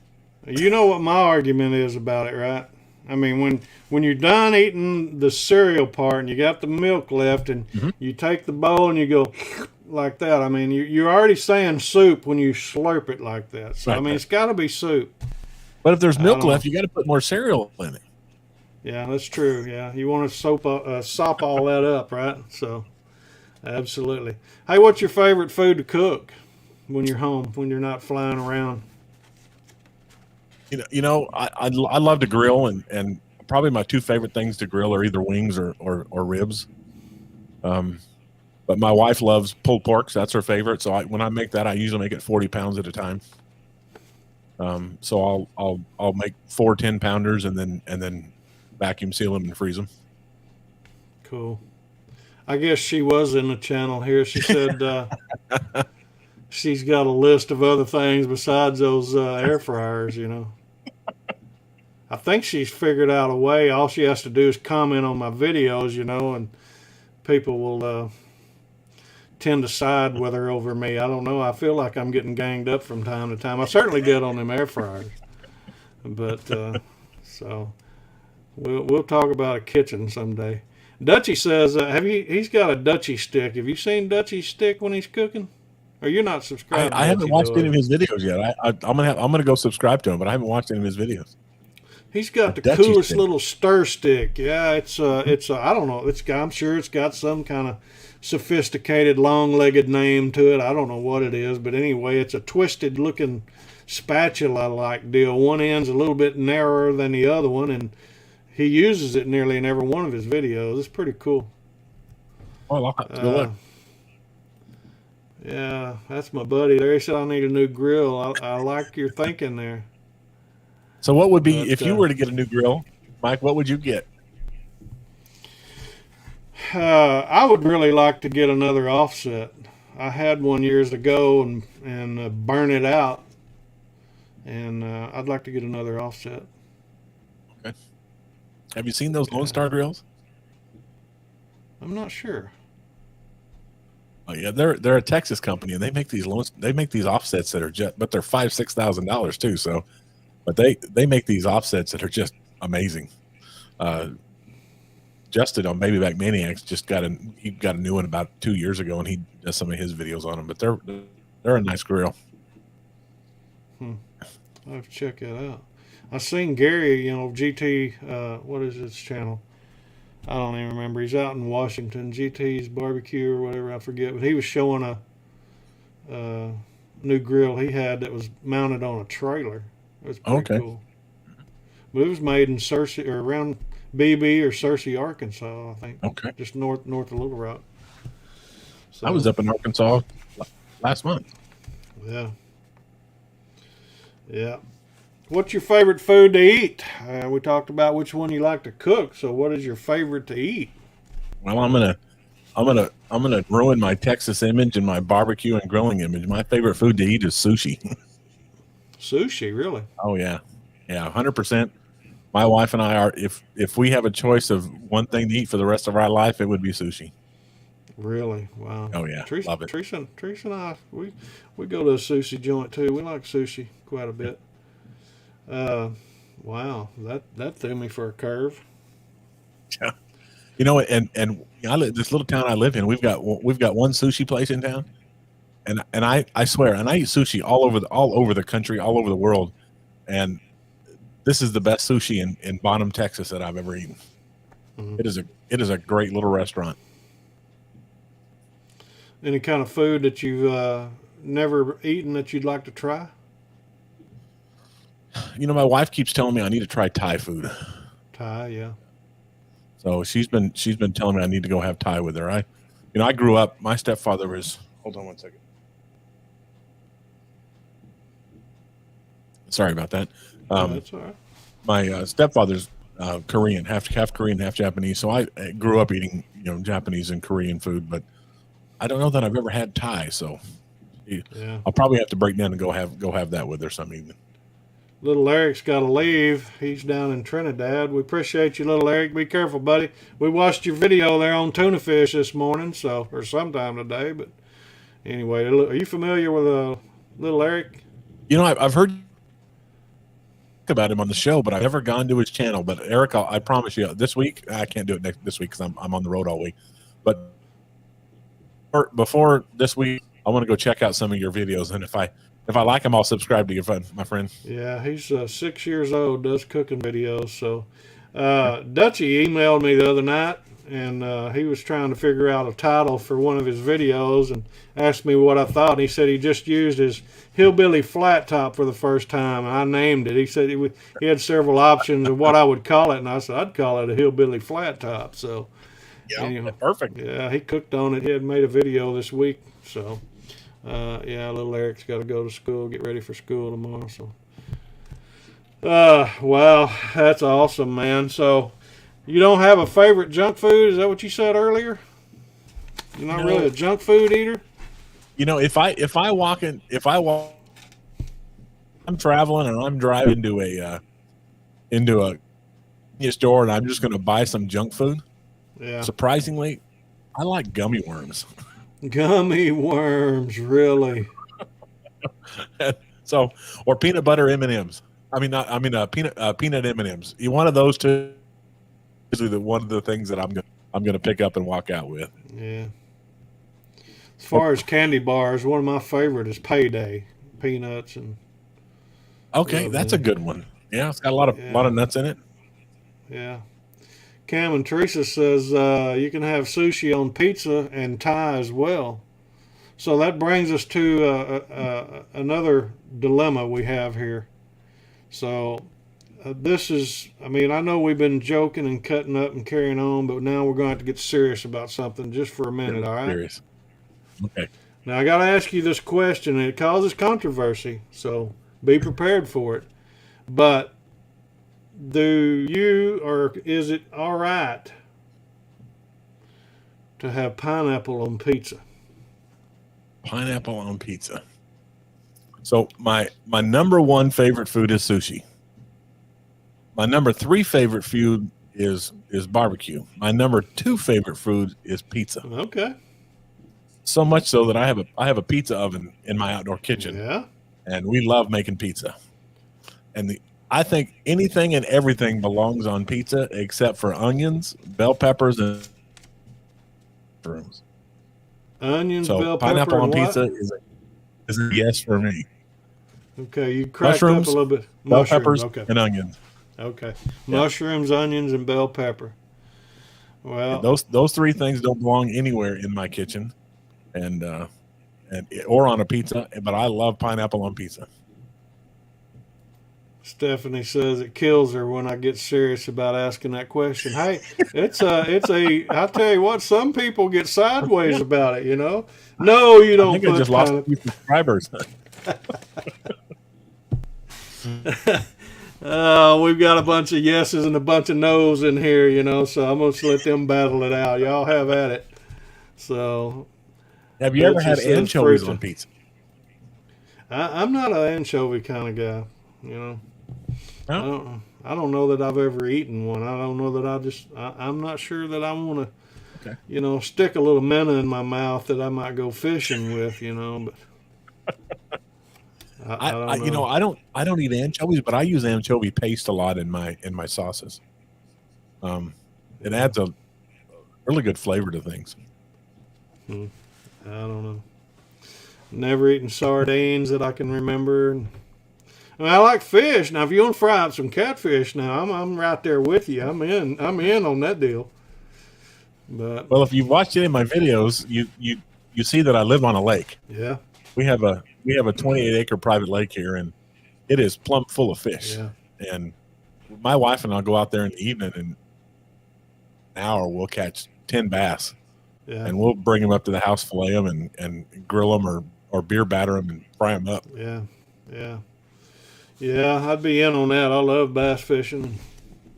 Oh yeah, I don't get to do it. She caught a 4.5 pounder last year, and my neighbor caught a 8.5 pounder out of it a couple years ago. So we got some big fish in it. Yeah. What's your favorite pizza to cook? I just put every kind of meat I can find on it, and then put on some New Mexico green chili. That's what, when I make a pizza, that's what goes on there is every meat you can find, green chili and black olive. You buy the dough or do you make your own? I make my own. Yeah. Cool. I have a good recipe for some dough that I stole from a friend of mine, and we'll have 20 people over here at the house, and we'll just kind of have a pizza party, and I'll make the dough the day ahead of time, and everybody will come in and we'll cover the counter and saran wrap. Everybody makes their pizza dough and rolls it out, makes their own pizza, brings it out to me at the pizza oven, and 2.5 minutes later they're eating their pizza. Yeah. That's a lot of fun. What's your favorite cheese, or what kind of cheese you like to put on your pizza? Mozzarella is always really good, but my favorite cheese and what I like to put on pizza are two different things. But I like mozzarella or mozzarella is probably what I like best on my pizza. But my favorite cheese is just hard, sharp, the nastiest Swiss you could find. Swiss, the stuff that bites you back. That's my favorite. Yeah. All right, I got another serious question for you. I know Stephanie liked that, so we got to get serious about this because this is an issue. Now, when you was a kid, did you eat the crust off the bread and off the pizza, or did you throw that to the side? I was a welfare kid, so anything that was put in front of me, I pretty much had to eat it. So yeah. My favorite meal as a kid was macaroni and cheese with hot dogs in it. And it had that government cheese in it and cheap hot dogs.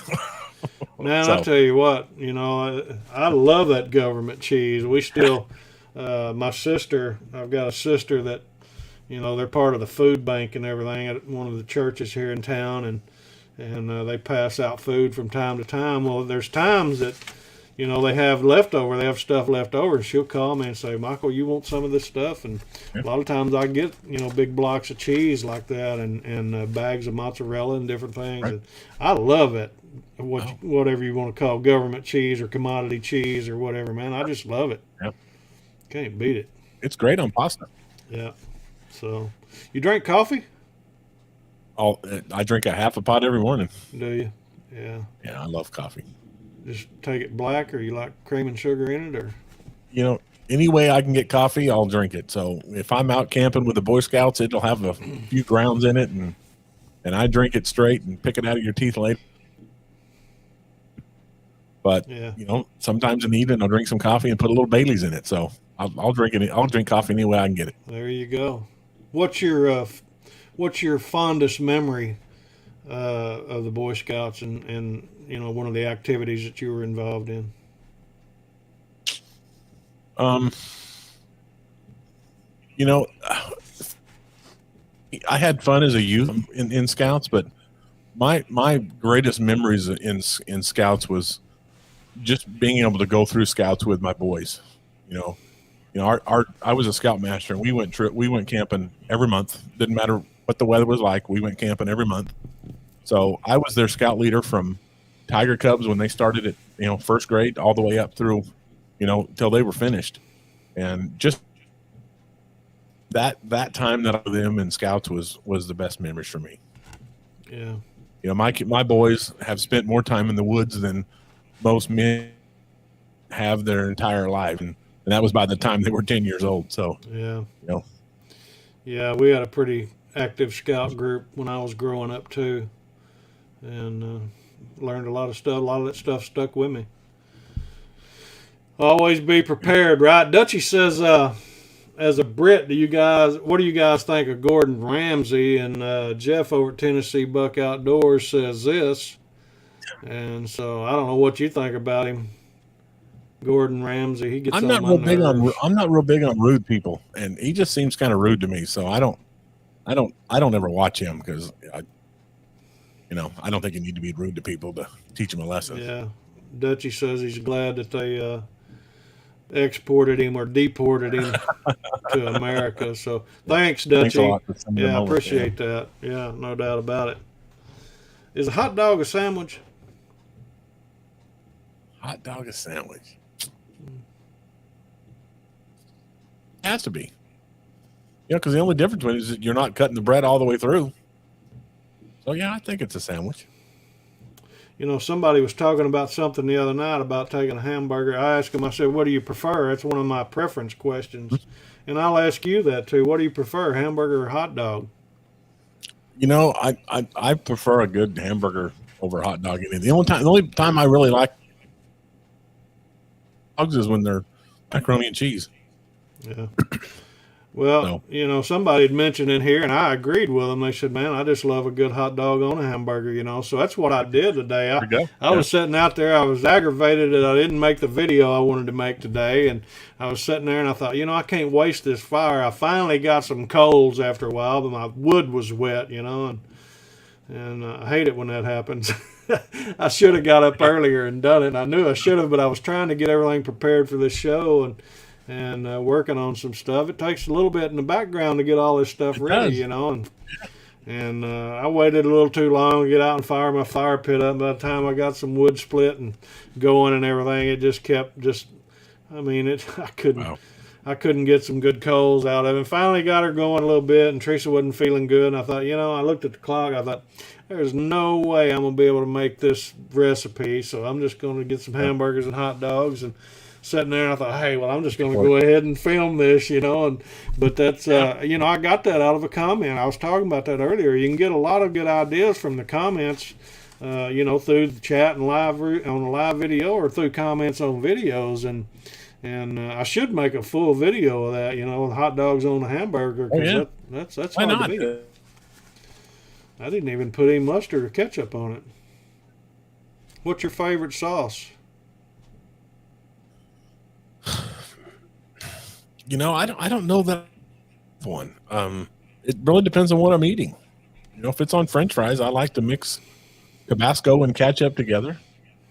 But if it's, if I'm doing something else, it might be sesame oil, or it could be, soy sauce, or on a hot dog, I like mustard. So I don't know if I have one. What's my favorite salad dressing? And when I go to a restaurant and order salad, the waitress will ask me, what kind of dressing you want? And everybody that knows me knows exactly what I say. I just tell them, surprise me. I don't really care. Just don't put any onions on it. Don't put any tomatoes on it, and bring it to me with some kind of sauce that you like, and I'll eat it. Yeah, I'm a big blue cheese fan as far as dressing goes. Cheese. Yeah. I got a wing video that I did that I made blue cheese on it, and it blue cheese in there. Yeah, that's good. I've made some homemade blue cheese. I don't think I ever made a video about it. I might have. I can't remember. I made a mayonnaise video a good while back when I was on keto, and I'm not on keto anymore, so I'm on a seafood diet. I'm like you. If I see food, I'm going to eat it. And so that's the way I like it. Yeah.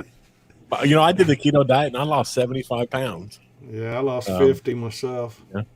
And then I got off of it and put it all right back on. So I haven't gained all mine back, but I'm getting close, But I probably gained 40 of it back. But anyway, it's all right. Yeah. Steve Dutchie Cooking says there's a hot dog collab going around at the moment. I seen Brandon with gosh, I just drew a blank on his Fire and Smoke channel. Made a video, and then Rob, do-it-yourself homeowner or whatever, he's got it going on, don't he? Yeah. Okay. Yeah, they're doing a collab right now. Yeah, see, I get asked to do those collabs, but I don't do them very much just because it takes me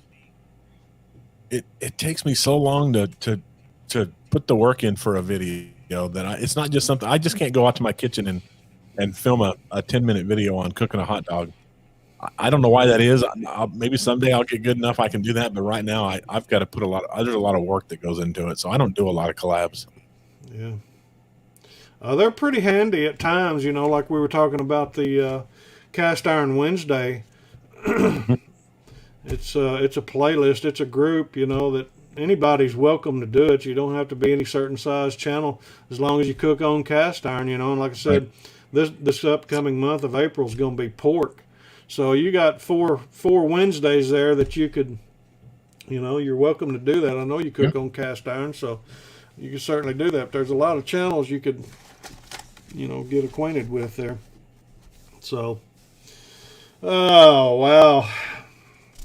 I'm about to wind down here. I've got a few more questions I'd like to ask you, but what is one thing that you're in no hurry? Well, good. Yeah. Good deal. I know you've been traveling and everything, and let's see. Did I miss a question? No, I didn't. Okay. What's one weird combination of food that you really enjoy eating? My wife actually talked to me about this the other day. Because I grew up with an Asian stepfather, I eat a lot of rice. And one of the things I love to do is I take rice, put some white rice, put some butter in it, some milk, some sugar, some peanut butter, and mix it up and eat it. And it is a chunk, and it's got to be chunky peanut butter. Oh, and yeah. It is. It's like eating a bowl full of peanut butter cookie dough. It is some good stuff. Yeah, I probably would like that. I'm a crunchy peanut butter kind of guy too. Yeah. Well, you got to try it. It's pretty good. Steve says that collab is hashtag Bring On Summer 2021 for the hot dogs. If anybody's interested in doing that, everybody's welcome to do it. And so, but yeah, collabs can kind of help you a little bit. Gain some new subscribers and new friends and different things. Pretty helpful. What do you prefer, pork steak or beef steak? I ought to know this since you're living in Texas, but I thought I'd ask. Yeah, I like pork steak, but there's nothing that beats a reverse sear filet mignon, man. That is, if I'm going to cook something that I want to enjoy, it's going to be a reverse sear filet. Yeah.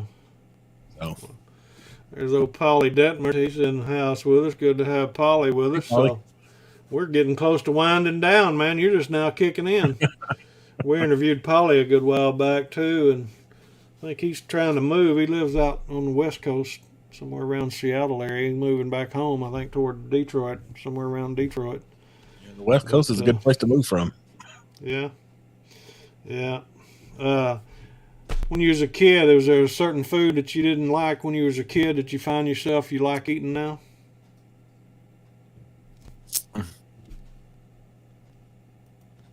Oh, I did not like as a kid, but I like now. Asparagus. Asparagus, yeah. I didn't like it as a kid, but I love it so much now that I grow it in the garden. So do you? And I just walk out there and snap it off and eat it raw. Is that a 2-year deal? You have to start it 1 year and you won't be able to harvest it till next year, or how does that work? When you plant it the first year, you don't want to pick it. Second year, you might pick it maybe 10, but you really want to wait to the third year. And this is the fourth year from Ed, so we're looking forward to getting a really good crop out of it this year. Yeah, wow. So I love grilled asparagus or raw asparagus or however you can get it. My wife made an asparagus soup last year from a batch of the asparagus, and man, that stuff was good. Sounds pretty good. Teresa and I eat quite a bit of asparagus from time to time. Mm-hmm. Like it. French fries, tater tots, or onion rings, which one do you prefer? Well, I don't like onions. I'm allergic to raw Well, ones. yeah, I should know. Yeah, that. Are you they're no allergic? part. I'm allergic to raw onions. There's an acid in them or something that bothers me. Cooked ones I can eat, and I just don't like them. You know, French fries or tater tots. I like both. I guess French fries. Yeah, I think French fries are probably the. But ketchup and Tabasco sauce together. Yeah. For my French fries. And my wife, she does something that drives me crazy. She just pours her ketchup all over the top of her French fries. Yeah. And people that do that they need help. I mean, they need counseling. You got to put your ketchup off to the side so that you can dip it in there, one at a time, so your French fries don't get soggy. I'll tell you something. Yeah, we still love you, but yeah, I love ketchup on my fries. Do you make homemade fries? No, not really. We buy them frozen and stick them in the oven if that's homemade. But no, that's not. I don't cut up those and eat. Yeah.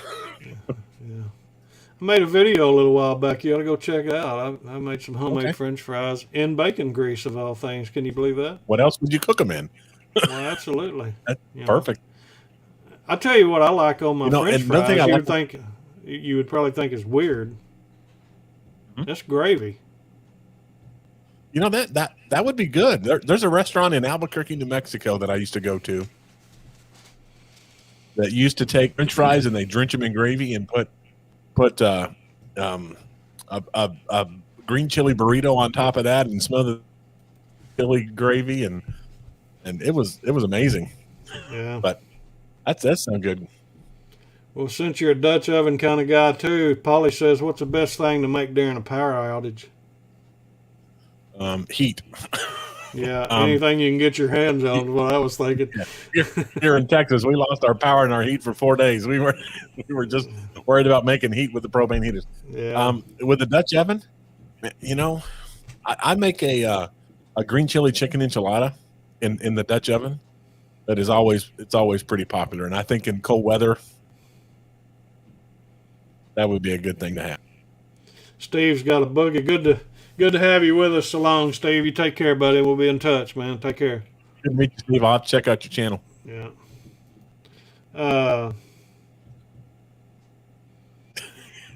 Am I Canada?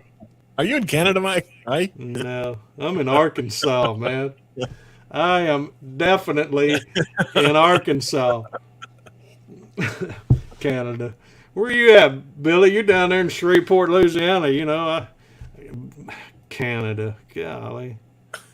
Why, you don't like gravy on your potatoes, on your French fries? Maybe. I don't know why he said that. Here in Texas, we put gravy on everything. Yeah, absolutely, man. Gotta have it. Love it.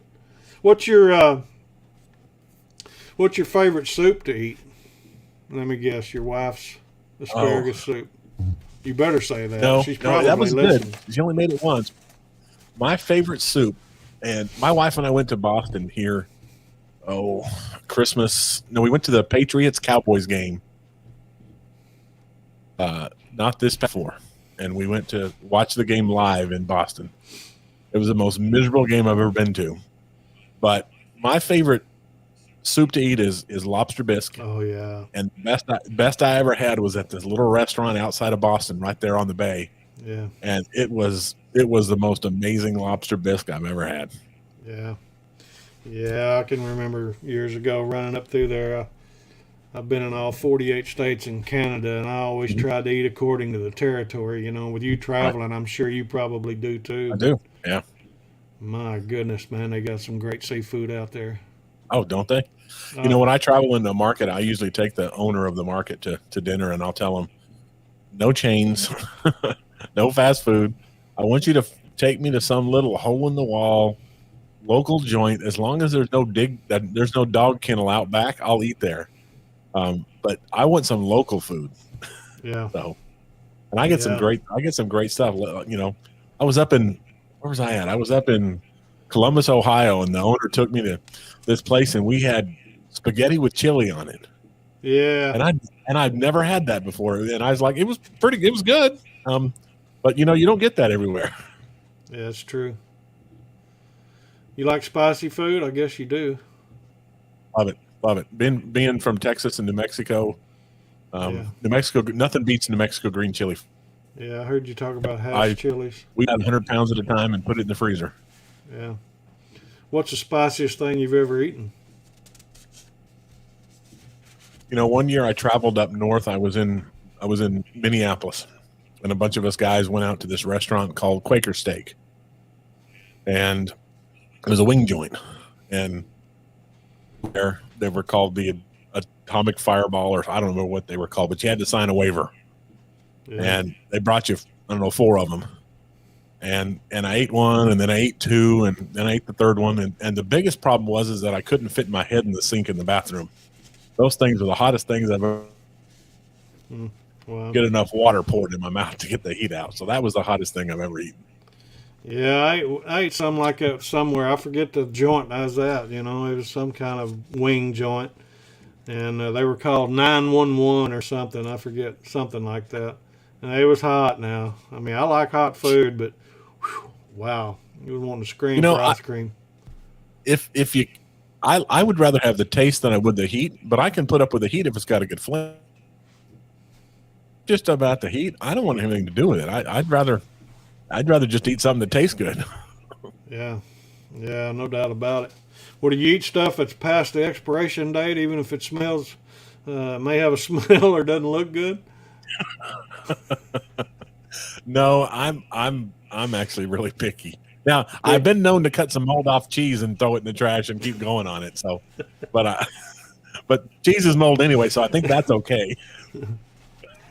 Yeah, I hear you. Well, I'm going to hit a few personal questions. If you don't mind, we'll get ready and wind down. I know you got a busy week and everything, and we're bumping up against 2 hours. I can't believe that, man. I mean, you like to talk, I guess. I told you. I warned you ahead of time. What's one thing that no one knows about you or would ever believe? Being a stripper? There we go. Yeah. You know, I do sales trainings all over the country, and I ask a question at the beginning. We play a little game amongst all our sales reps, and I say, I'm going to tell you 3 things about me. 2 are true, and 1 is a lie, and you got to pick which one it is. So I'm going to do that with you, Mike. I'm going to tell you 3 things, and you got to pick which one you think is the lie. Okay. Now, one of them is going to be easy. So the first thing is I'm an Eagle Scout. Second thing is I'm an ordained pastor, and the third thing is I'm a certified pilot. So one of those is a lie. I would say the pilot. The pilot's a lie. Yeah. You're correct. I used to be a pilot, but my sentence is expired. So I am a pastor, and I am a Eagle Scout. So yeah. I heard you talk about being a pastor somewhere. I forget now, but I've heard you mention that before, so I kind of knew. I paid attention. Have you got any pet peeves in life? I do. Being from sales, I hate a salesperson that is not take their profession seriously, or a salesperson that says, "How can I earn your business?" Yeah. Or a car salesman. I hate car salesmen, which is where I started my career. But those are my pet peeves. Yeah. Excuse me. You got any hobbies besides YouTube? I got way too many hobbies. Besides YouTube now. Yeah. Yeah. Because of my personality style, I get bored very easily. So I have about 30 different hobbies, and I'll spend about 15 minutes on each one a year and move around so I don't get bored.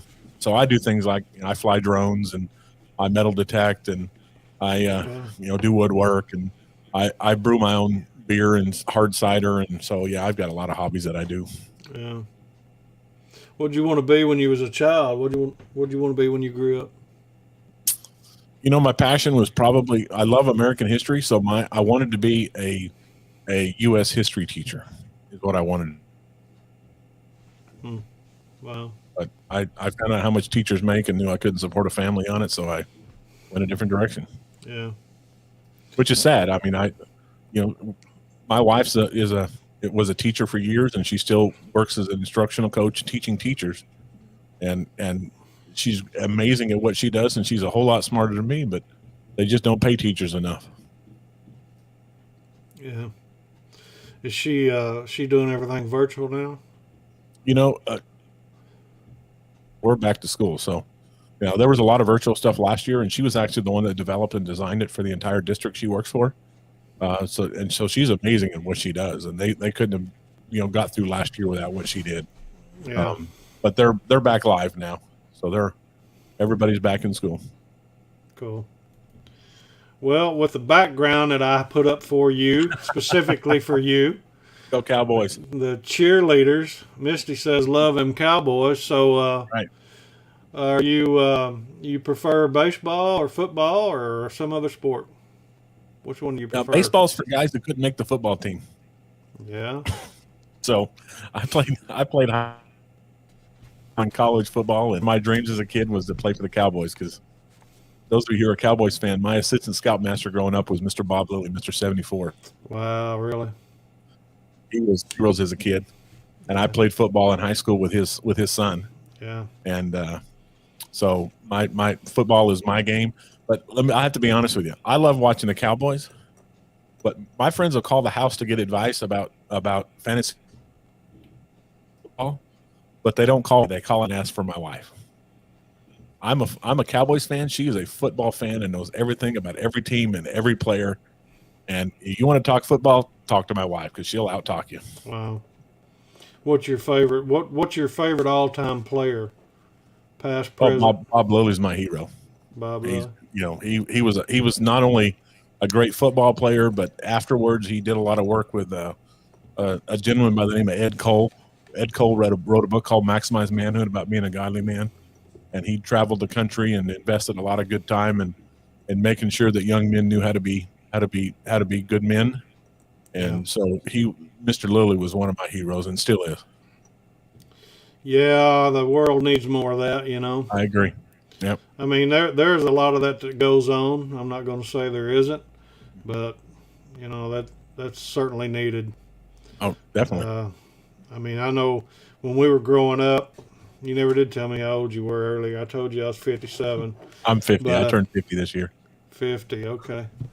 When we were kids, and you talk about coming from not having a dad and everything, kind of a challenging childhood and everything. But, there was always people willing to do stuff years ago, and it's much more needed, I think, now than ever. Absolutely right. Yep. With the drug situation and just, I mean, there's so much, there's so many circumstances. I mean, it's not just drugs. Absolutely right. Yep. Teresa, so volunteer with youth. If you're not working with the youth somehow, you need to be working with the youth, because they need all the good examples and the support that they can get. Yeah. Teresa and I have both worked with at our church a lot over the years, and especially with youth and different ones. But I'll tell you what, man, if you want to really see what life's about, just work with the youth for a little while and see what their life's like. Yep. I guarantee you it will open your eyes to a new world. Absolutely right. And I mean, I'm an old street kind of guy. I've been on the road for years. I've seen just about everything. You're not going to pull a whole lot over my eyes, but I tell you what, it will just, bring tears to your eyes at some of these kids and the things that they're going through, and it's hard. They deal with stuff nowadays that you and I never dealt with. Yeah, it's true. I look back and I didn't see drugs until I was probably 16 or 17 years old. Yeah. My wife she's had kids in her 6th grade class selling drugs. Yeah. I mean, the kids nowadays are faced with things that you and I never were. Yeah, it's amazing. It's heartbreaking, really. Some of the stories. We've got, I'm not going to call any names for sure, but we've got a young lady that was in our youth group, and we know the family real well and different things, but this little girl got caught up in some stuff. Her mother passed away. Her dad had died earlier on and wasn't never really around much, and then her mother she was a horse of a different color. I'll leave it at that. You know what I'm talking about, being from Texas. But anyway, these young girls, they didn't they just really didn't have a good chance and didn't have a lot of good background and certainly didn't have good atmosphere, and Right. she got caught up in it. But she finally got straightened out. Teresa and some of the other girls or I say girls, some of the other ladies that friends of ours that they hang out, they kind of took her under wing and got her in rehab and different things, and she's doing so good, man, real good. So there are success stories. They're few and far between, but they're out there, and you just got to keep pushing. That's right. These young people just need examples. My wife and I, on our property here, we got a fairly large property, and we'd like to hire high school kids to come out. Yeah. And we'll pay them a good wage, and we'll show them how to work and show them how to use a chainsaw and drive a tractor, and and all the time, we had a couple kids come out here, and one that his shoes and his clothes had all of his jeans were ripped and everything. He just didn't have anything, and I contacted all the folks in the area and said, hey, we need to help this kid, and we all got together, bought him some new shoes and some new clothes, and they just need someone to invest in their life to give them not a handout, but a help up. That's right. And there's good people out there. If you've got the means to help out in any way, just do it. Do it. Yeah, you don't know what they're going through, man. A lot of times, and Yep. I don't know if you've seen a couple weeks back. I forget now. It was around March. Gosh, I forget. Anyway, Teresa's little baby brother had committed suicide, and we did a dedication video. Did a cook for in honor of him recently, and you just don't know what people are going through. And he was an adult. I mean, he was 30 years old. And my mom committed suicide 2 years ago. Your mom did? Yeah. Wow. So Sorry, man. it's tough. Yeah. Billy says, "What's your favorite Dutch oven?" No, I actually have two of them. One of them is a 1700s Dutch oven that I inherited from my nanny, and that one sits on the shelf, and I'll never use it again. But I think of her every time I look at it. Yeah. So that's one of my favorites. Is actually it's a camp-made aluminum Dutch oven, and the bottom of it looks like a bundt pan. It actually has a hole that goes through the middle of it, and the top of it is a really deep top lid that flips over to use as a skillet. And my parents gave me that years ago, and it sat on the shelf because there's no way this cast iron guy is going to use an aluminum Dutch oven. But I started using that thing, and I love it. It cooks amazing, and it has so little. I'll have to use it in one of my videos someday, but I really like that one to cook out of. Yeah. But probably the one that gets the most use is going to be my 12-inch cast iron lodge. Yeah, that 12-inch, that's a universal rig, man. Oh, yeah. I don't care if it's a 12-inch skillet or a 12-inch Dutch oven, man. That is an ideal piece of equipment, in my opinion. But Misty says, where you at in Texas? He's up in North Texas, Misty, somewhere between. I was born in and I live in North Texas. Yeah. Born where? In New Mexico? I was born in Odessa, Texas. Oh, you was born in Odessa, really? I worked out. I was born in Odessa. I worked out in Odessa when I left Kennett, Missouri. I was 18 years old. Worked out in the oil field for a while for a company called Permian Tank. I know them well. What Right there years on were you in I-20. Odessa? 81, 82. Oh, okay. Yeah, I was gone by then, but I was born there and lived there till I was 4, and then my parents separated, and we moved away. But yeah, but I'm in North. I'm up by Bonham, Texas now. I'm up in North Central Texas. Yeah. For some reason, I was thinking you was down around Brenham, Texas, down around Bluebell country, but you're Bonham. Yeah. Well, yeah.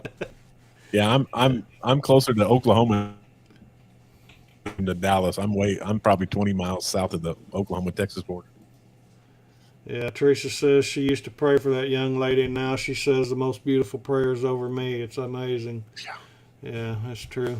You invest in youth, and it doesn't matter if it pays you back or not. It'll pay somebody back someday. Yeah, you never forget that. And I have memories of things that happened to me when I was a kid. And I mean it does stick with you. So what you invest in that what you plant, you're going to reap what you sow. A lot of times, you'll see it come back. Miss Leanne says, definitely agree. It's different times now, no doubt about it.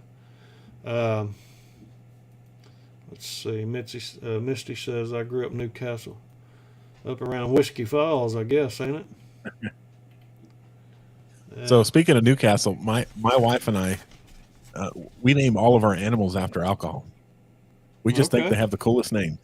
So my wife has a bearded dragon that she got for Valentine's Day. He was about 6 inches long, and now he's about this long.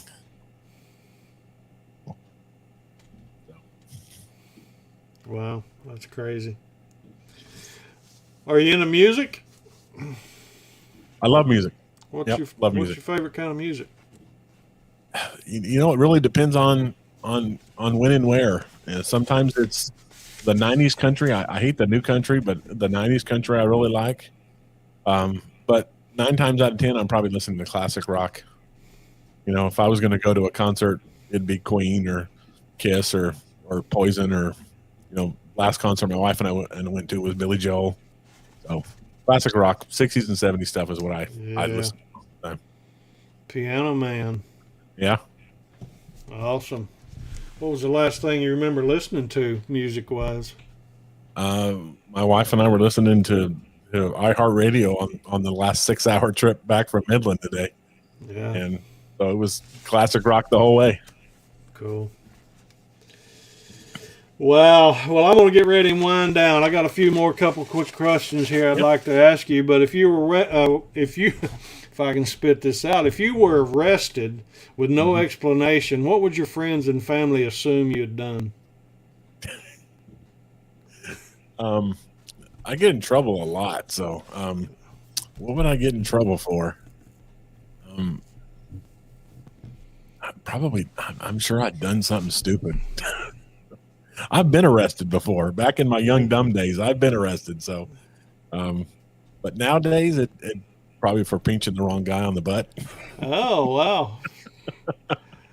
Well, yeah, I can see that stripper kind of guy, I did that to my pastor one time. He didn't talk to me for 2 months. Yeah, I pick on the guys I work with. I'm always pinching their boobies, and they just get off of me, man. My friends know now. That's just something I do. I guess they're used to it now. They don't even say nothing about it anymore. But first time I did it to my pastor, boy, he calls me Big Sexy now, so he's okay with it now. But yeah, you got to laugh to keep from crying, man. It's all good. Hey, what are you the most proudest of, man? What's your most proudest accomplishments, or the most proudest thing the thing that you're the most proud of? I went through a divorce in 2002, and I became a single father of 3 kids. My kids were 10, 8, and 6 at the time, and I became a single father, and I raised those kids. And my kids, all 3 of my kids now are amazing people. And if I was proud of something in this life, it'd be my 3 babies. I say babies, they're 28, 26 now, but I got 3 kids and 2 grandkids, and I love my kids. So yeah, that's awesome. Do you have any grandkids? I do. I got 2 grandkids. My daughter's my oldest, and I've got 2 grandkids with her. Yeah. Are all of them? Well, you said one of them was in Maine. Are some of the other ones close to you, or no? No, my daughter, her husband's in the Air Force. So he gets stationed all over, and right now they're stationed in Columbia, South Carolina. So my 2 grandkids live there. And then my middle works for network security. That was Nigel you saw in the comments earlier. Yeah. And he does network security, and he actually, the company's here in Dallas, but he lives in Maine because he works remote. And then my youngest son, he's getting married in September. He lives in Albuquerque, and he works for the Albuquerque Police Department. In the training facility. You ask him what he does, and he'll tell you he beats up cops all day. Yeah. But he's an MMA fighter, so wow, really? He trains the new recruits when they come in how not to get tied up. So yeah, they'll bring the new recruits in and say, "See that guy over there? Put handcuffs on him."